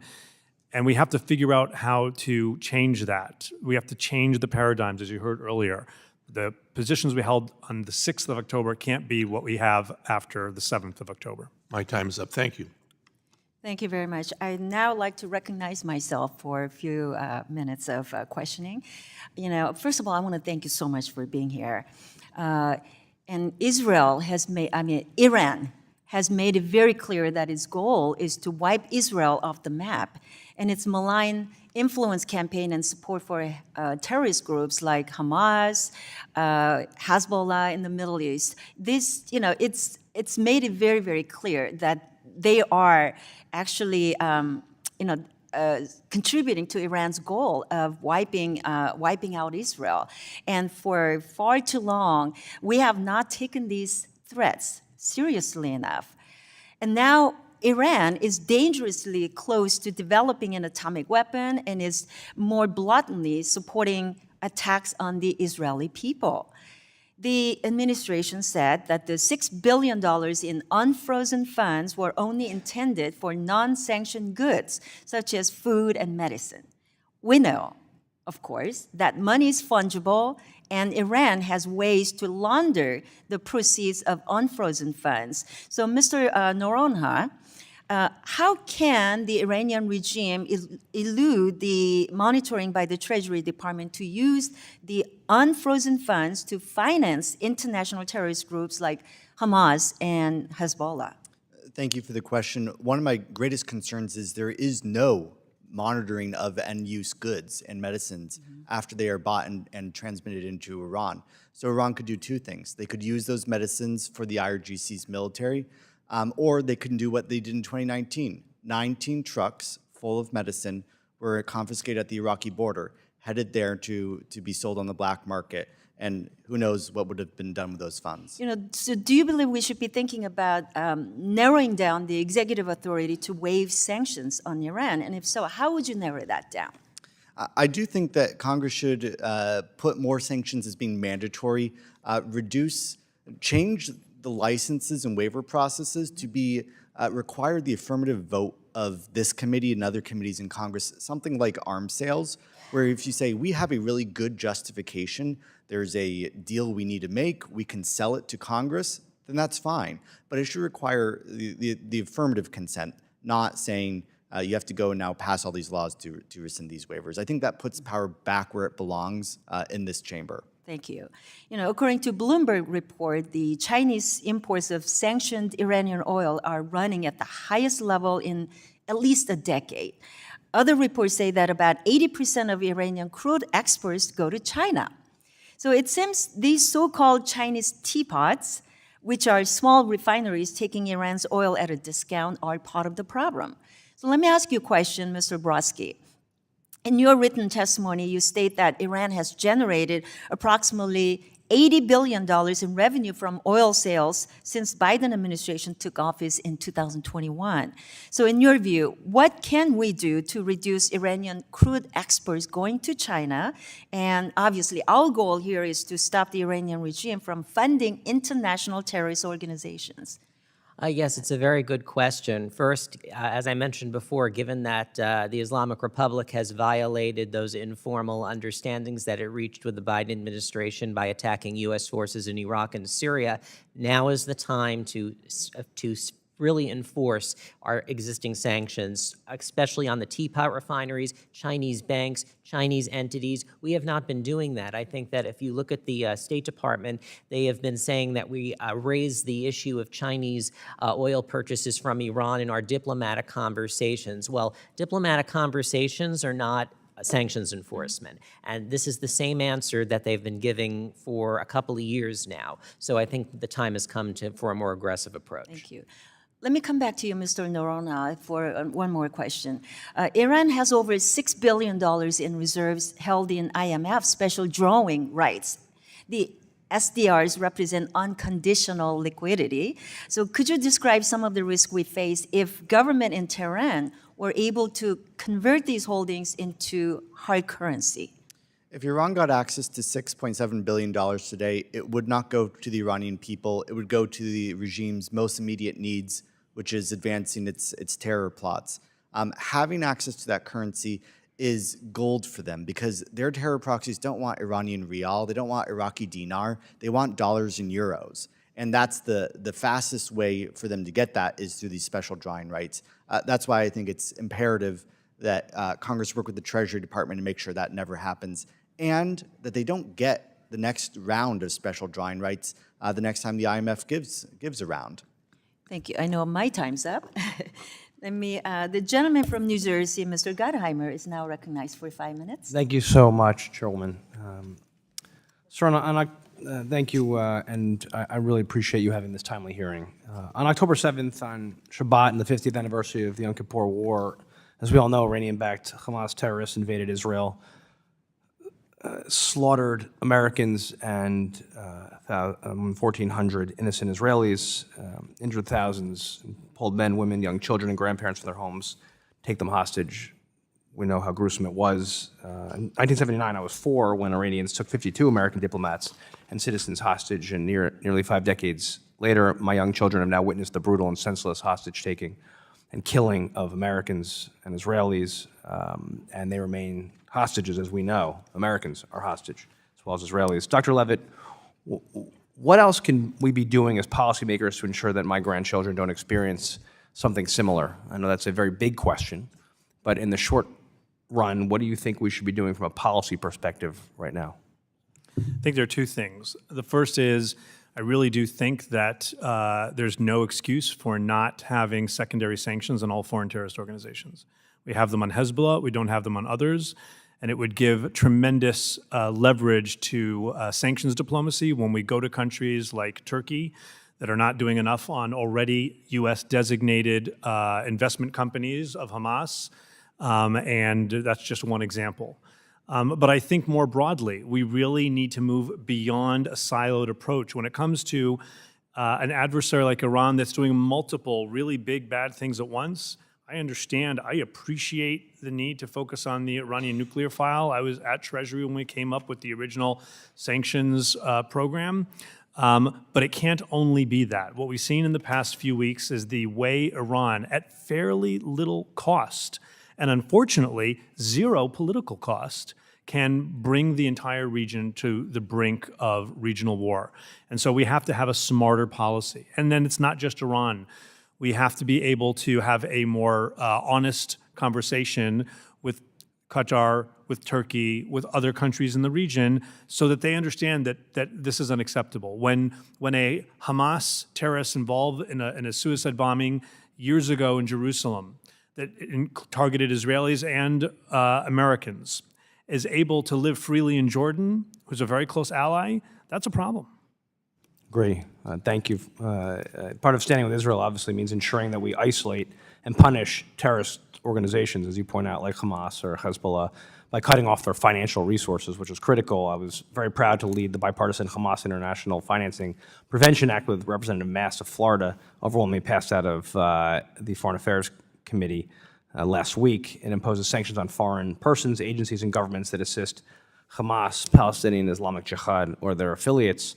And I think we need to do everything possible to give, as the President pointed out last week, to make sure that we do everything to crush terrorist organization Hamas, as well as giving Israel room to do everything we can to get the hostages out alive, especially American hostages. I was also proud to help introduce the bipartisan Operation Sword of Iron Dome supplemental appropriations with Representatives Tenney and Schneider and Miller to resupply Israel's missile defense system, which I'm very concerned about in terms of a supply perspective. As we know, the Iron Dome saves thousands of lives, intercepting missiles targeting Israeli towns and cities. Mr. Goldberg and Mr. Noronha, I was glad that both FCD and JINSA supported the bill, While we're on the topic of missiles, I'm concerned about the expiration of UN Security Council sanctions on Tehran's ballistic missile program, to your point as well. Especially concerned about the destabilizing effects of an emboldened Iran and the regime's ability to transfer dangerous weapons around the world. The administration obviously announced new sanctions and other measures designed to prevent Iran from selling or acquiring parts or technology related to ballistic missiles or drones, saying that Washington would remain focused on the issue despite the expiration of UN measures. So to Mr. Goldberg and Mr. Noronha, do you think that the administration's new sanctions are adequate? In your view, is there more the administration should be doing? I would come back to a point that Jason made earlier, and that is quantity is not quality. You can come up with a list of targets that are absolutely meaningless, symbolic sanctions. You can have a list and say, we've done this to the drone program, we've done this to the missile program, and it's a press release. And the media does run that story, and it feels like there's a lot of sanctions going on, there's something happening. And by the way, next door, we're releasing $6 billion or $10 billion in Oman, or we're letting massive amounts of oil go to China. So the priority here has to be to lock down resources, deny resources to the regime. Sanctions that help accomplish that are important. Other policies that help accomplish that are priority. Thank you so much. I yield back. Thank you, Chairwoman. Thank you. The gentleman from Kentucky, Mr. Barr, who is also the chairman of the Subcommittee on Financial Institutions and Monetary Policy, is now recognized for 5 minutes. Thank you, Madam Chair. In the last several weeks, we've witnessed the horrors of this unprovoked, savage attack by Hamas terrorists of civilians, 1,400 Israeli civilians killed, over 32 Americans among them, decapitated babies, women, innocent women, elderly women burned alive, hostage taking incentivized by policy. My question is, how did this happen? How did we allow this to happen? And I will note, Mr. Noronha, your testimony that in the past year, Iran's oil sales have soared. The regime's financial support to Hamas has increased $350 million annually. And then I noted Mr. Brodsky's testimony that Iran has generated approximately $80 billion in revenue from oil sales since the Biden administration took office in 2021 and the maximum pressure campaign came off. So, Mr. Goldberg, in your testimony, you touch on the fact that over $20 billion in approved, freed-up funds for Iran has helped finance this barbarism by Hamas. This includes $6.7 billion in available resources at IMF, $2.76 billion of funds being helped in escrow in Iraq to pay off debts, and $10 billion of Iraqi debts to Iran made available for non-sanctioned goods. We've heard a lot about the $6 billion hostage deal that actually incentivizes all of the hostage-taking we see right now. But I want to touch on the utility of this stream of funding to the Iranian government, especially this $10 billion issue. So can you detail what's going on there? Yeah, absolutely. Thank you, Congressman, for the question. And I would say in the $6 billion hostage deal, with everybody talking about how valuable it is that Qatar is running a hostage negotiation, the Qataris brokered that deal. Wake up, people. You're giving Hamas's sponsor the negotiator role so they can drag Israel out and delay the invasion. This is outrageous. Yes, pressure on Qatar would work. Let's try it. But to answer your question, Congressman, on the $10 billion, it's very concerning. The $6 billion was very flashy. It was tied to a hostage deal. It made no sense to anybody who actually follows policy that you would say, let's trade 5 guys for 5 guys, and we'll throw in $6 billion. No, it's tied to a much broader sanctions relief package that had already started earlier in the year. We saw Brett McGurk, the Middle East coordinator of the White House, go to Oman, cut the deal through channels. The Sultan of Oman went to Tehran at the end of May. The Iranians clearly accepted whatever offer was sent. Early June, we started seeing reports in Haaretz by one of the most prominent journalists there from Israel leaking out the details of the deal. And then suddenly we see $2.76 billion out of an escrow account in Iraq making payments for various Iranian debts. Well, I guess the Iranians didn't like that arrangement. It was going too slow or something. We have no details or briefing from the administration to know. So suddenly in July, a waiver comes up to Capitol Hill, a waiver that a lot of people haven't seen. You know, where is that waiver? They've classified it. We should find out more about this waiver because it allowed, according to the State Department, for the first time to allow Iran to pull money out of its escrow accounts and get paid in Third countries, Oman, maybe other countries. We know about Oman. $10 billion was built up there. Those were electricity payments that Iraq was making to Iran. They're now moved out of Iraq. How much is left in Iraq? How much is in Oman? How much has been spent? So many questions asked about the $6 billion. No, not a penny has been spent. Does anybody in this chamber know how much has been spent of the $10 billion? You don't. They haven't told you. Has anything been borrowed against it? What's going on with that money? And by the way, this waiver allows ongoing payments. The electricity payments keep going. It's not one-time money like the $6 billion. What is going on with this money? That's very troubling. Mr. Brodsky, on the oil revenues, since Biden lifted all of the sanctions on Iranian oil. By the way, this should be a bipartisan issue. My friends are obsessed about the climate. Why is Iranian oil so important to not sanction? How many of these sales, Mr. Brodsky, are operating under a waiver? They're because most of it's from lax sanctions enforcement. That's what a lot of these sales are operating under. It's because of the informal understanding, the secret nuclear deal that the Biden administration has not explained before Congress. So how does Hamas carry out this brutal attack? How are they funded to do it? Well, I think we know the answer. The answer is that the Biden administration allowed this to happen by pursuing a policy of weakness appeasement that allowed Iran to finance this invasion. I yield. Thank you. The gentleman from North Carolina, Mr. Nickel, is now recognized. Oh, I'm sorry. Hold on. I've been advised that the votes have been called, so it is the intention of the chair to wait until we have 200 remaining votes. Then we will recess and return immediately following that vote. Let me recognize the gentleman from North Carolina, Mr. Nickel, for 5 minutes. Thanks so much. I'd like to thank Chairman Luetkemeyer, Ranking Member Beatty for holding today's hearing. Glad we can do this in a bipartisan way and focus on this issue. And thanks so much to our witnesses for joining us today. About 2 weeks ago, Hamas terrorists brutally massacred over 1,400 men, women, and children in Israel. This heinous act underscores the continuous threat that Hamas, a recognized terrorist organization, poses not only to Israel, but also to peace and stability in this entire region. Hamas actions, sustained in part by foreign illicit financial networks, have brought untold suffering to countless innocent victims. In response, we must safeguard our nation's interest, support our ally Israel in the wake of this tragedy, and dismantle the financial channels that facilitate terrorism. The bond between the U.S. and Israel is strong and steadfast.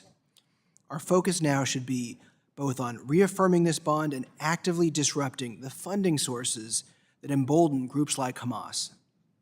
Dismantling Hamas is essential not only for the security of Israel, but also for the well-being of Palestinian civilians. Hamas tactics, which involve weaponizing densely populated civilian areas, show a complete disregard for innocent lives in Gaza. For the safety and prosperity of both Israeli and Palestinian civilians, our primary objective must be to neutralize the threat that Hamas poses. My first question to Mr. Zarazinski, can you dive deeper into the challenge of tracing funds in the era of digital currencies and decentralized finance? How significant is the threat, and what tools or legislation should we consider to counteract these new financial avenues for terror groups? Yes, sir. Thank you for the question. So generally speaking, as finance moves online, and in particular with cryptocurrency, we have the availability of the blockchain, right? It's an additional tool that we can use to track the flow of funds on the blockchain, and there are a number of great companies out there that do specifically that. They watch the flow of funds move from wallet A to wallet B to wallet C, and then they flag those wallets, right? And sometimes they can flag those wallets as a particular entity or a particular organization, and sometimes they can just say, hey, this looks to be a wallet that was used illegally somehow, or it was flagged for XYZ reasons. So it actually allows us more data than we would otherwise have for other avenues of terrorist financing. That's a positive, right? I'm not saying that there's a full solution to this problem, right? But if you compare the data available for us to track terrorist financing using cryptocurrency, vice using Hezbollah, for example, right? We have no idea how much is used for, in Hezbollah, we have no idea how much is used for trade-based money laundering, for example. Actually, earlier today, I Googled how much Hamas raised through trade-based financing, and the only articles that were there were articles on cryptocurrency. And it just goes to show that at least we have a number, right? And there's debate on what that number is, but there are a lot of tools available, from Inca Digital's tools to the forensics companies, that the US government currently uses to track that financing, and they're only getting better.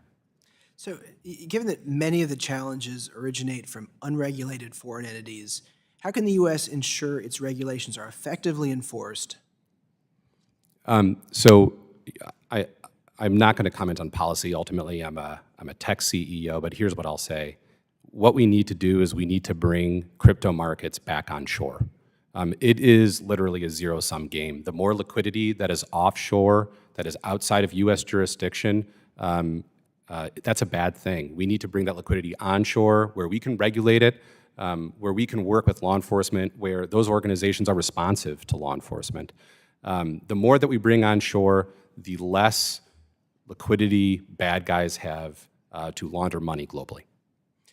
Thanks so much. I'm running out of time here, but we'll follow up with the remaining questions. I'm going to recognize a gentleman from Illinois, Mr. Kasten, for 5 minutes. Thank you, and glad to be sneaking in under the wire here. Appreciate you all being here. Last week on October 17th, Senator Warren, Senator Marshall, and I led 102 lawmakers in a bipartisan, bicameral letter to Treasury raising concerns about some of these reports that we've mentioned about the use of crypto in financing Hamas and Palestinian Islamic Jihad. Those reports have indicated more than $130 million of funding. I think several of you have mentioned that the former Secretary of State Pompeo, who was never one to understate the threat of Iran, had estimated in 2020 that Iran provided $100 million. So we're talking comparable orders of magnitude of funding coming in from these channels, and I hope we would provide comparable levels of attention. Among what was seen in those reports, this isn't just us talking, the Israeli Defense Minister Yoav Gallant said the use of digital currencies is making the job of stopping terrorist financing ever more complex. The executive director of the Israeli National Cyber Directorate said in this period of war, cryptocurrency is a major issue for financing terror because there are no other options. And it's also been reported that Hamas is increasingly turning to mixers to generate crypto addresses that obscure the value. With respect to the last comment, as long as we have mixers and anonymous wallets, the blockchain is just a really bad accounting system. Let's not overstate what it does if you can provide those holes in it.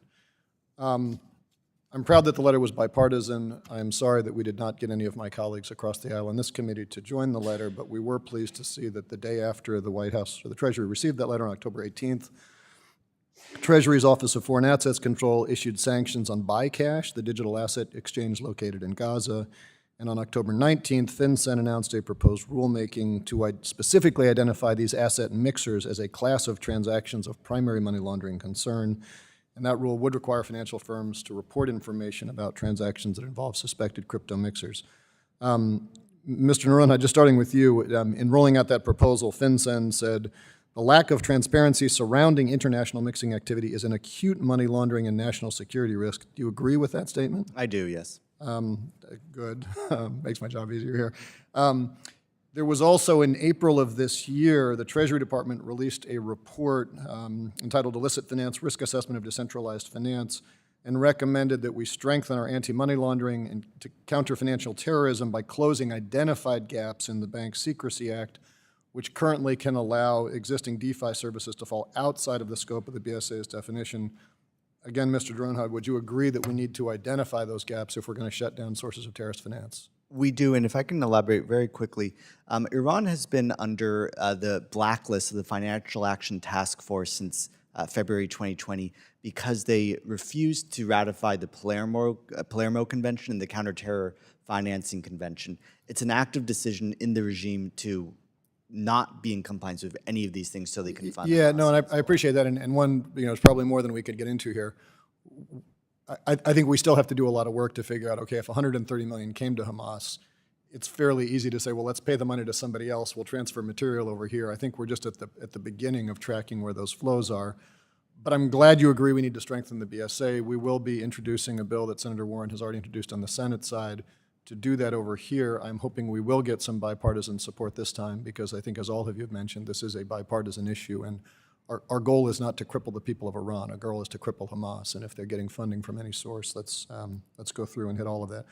I would also just put a request into this committee that we've had long conversations about the cryptographic industry and lots of bills, and it is a tragedy that it took October 7th to have this conversation.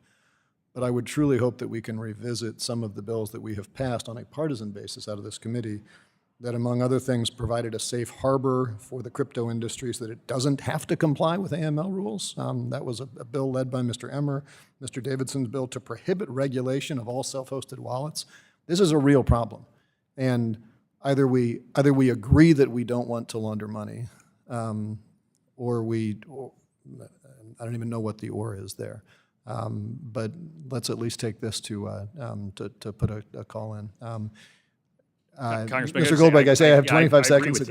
I agree with you, and I would recommend to you, we'd love to work with you on this report that I co-authored earlier in the year, The Underside of the Coin, where we identified all the threats you're talking about, mixers, coin joiners, privacy coins, and also ensuring that they use technology to identify hops between mixers and before they cash out.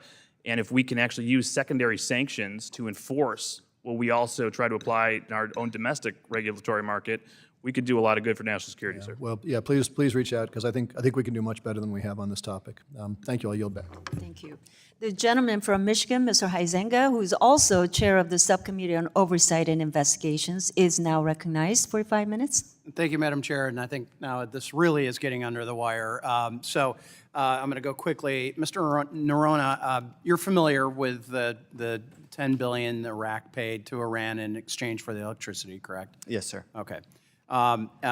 Madam Chair, I would like to ask unanimous consent to enter into the record this unclassified report from the State Department produced to this committee entitled Report to Congress on Renewal of Iraq Sanctions Waiver for Electricity Payments and its Associated Waiver Determination. So I'm assuming that would be okay, Madam Chair? Okay, thank you.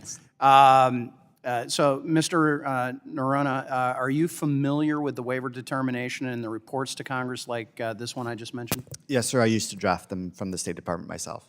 Okay. Can you explain how a waiver authorizing a funds transfer is different from other 120-day sanction waivers and why it's required? Under existing law passed by Congress in 2012, the administration is able to allow a country, say like Iraq, to do bilateral trade with a country like Iran, but they're not allowed to set up an account in a foreign country or allow other countries to convert those funds unless those countries are also given a waiver. But they would have to meet certain qualifications in order to do so. Okay, and that was the 2012 NDAA? Yes, sir. That with those provisions? Section 1245. Okay. So the report states at the end, quote, the Secretary also certifies that France, Germany, and Oman faced exceptional circumstances preventing them from significantly reducing purchases of petroleum and petroleum products from Iran, close quote. Have you seen similar language in waivers citing the national security exception? That language, to me, sir, seems at odds with reality. France, Germany, and Oman do not purchase Iranian oil products or petroleum products. I've never seen language drafted like that, and that seems to me to be trying to circumvent something. It's been done like that with a country, say like South Korea, which was attempting to reduce its imports of Iranian oil over a period of a year and was finding difficulty to do so. France, Germany, and Oman are not in that category. Yeah, the one that stood out to me was Oman. They have their own oil. Exactly. That seemed rather confusing to me. Okay, so if they're choosing to use this unusual language, why would they insert that? Why would they put that into I can this only paragraph into this surmise document? that the Iranians don't want Iraqi rial. They want euros because Hamas and Hezbollah want euros. And so they made this legal fiction from what you're describing in order to do so. I would also note this. So just so I'm clear in understanding this, so they potentially, this is what we're going to ask, they're claiming that Germany and France have this requirement or exception that they need to satisfy their petroleum needs, but it's really potentially a backdoor to get at their euros, correct? Is that what you're saying? That is exactly what that sounds like, sir. That seems like it to me a little bit too. So I kind of cut you off there, so I'll give you I was going to say, there have been reports over the summer that the administration was looking to conduct a informal nuclear arrangement with Iran and try to bypass congressional review of this. In doing so, they told, U.S. officials have said they looked the other way on Iranian oil exports. There was $10 billion transferred in this waiver. Normally, there's about $500 million. This is way out of normal proportion. The other thing that's very concerning is there was a report from the Central Bank of Iran just last week that they are working with China to, quote, finance this $10 billion, which is in this fund in Oman. That strikes me that they are trying to launder this money to be able to be used in any way they can. let me take the last couple of seconds here. Do you believe that all of the provisions of the 2012 NDAA and the sanctions that were in there are being fully implemented to maximize pressure? No, they are not. They are not being enforced. Would you be surprised if the administration or OFAC or others claim that it is being utilized that way?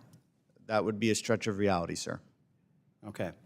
Mr. Brodsky, I was hoping to get to flagged ghost ships and some other things, which I know I'm running out of time, but we'd like to follow up maybe with in writing on that. But I do appreciate all of our witnesses today. This has been enlightening, and we'll continue this conversation tomorrow with our Oversight and Investigations Subcommittee as well, and I encourage all of our members to wave on to that. So with that, Madam Chair, I yield back. All right. Thank you, everyone. Seeing that all members of the subcommittee have had their chance to ask our witnesses questions, and with the remaining votes getting smaller and smaller, I'd like to thank our witnesses, and instead of coming back after the votes, I think we can adjourn now. So I would like to also submit 3 articles from Elliptic, Chainalysis, and TRM Labs on the volumes of crypto donations. So without objection, I'd like to enter these documents for the record. And without objection, all members will have 5 legislative days within which to submit additional written questions for the witnesses to the chair, which will be forwarded to the witness for your response. And I ask our witnesses to please respond as promptly as you can, because it will be very helpful for us. So with that, I would like to state that the hearing is now adjourned.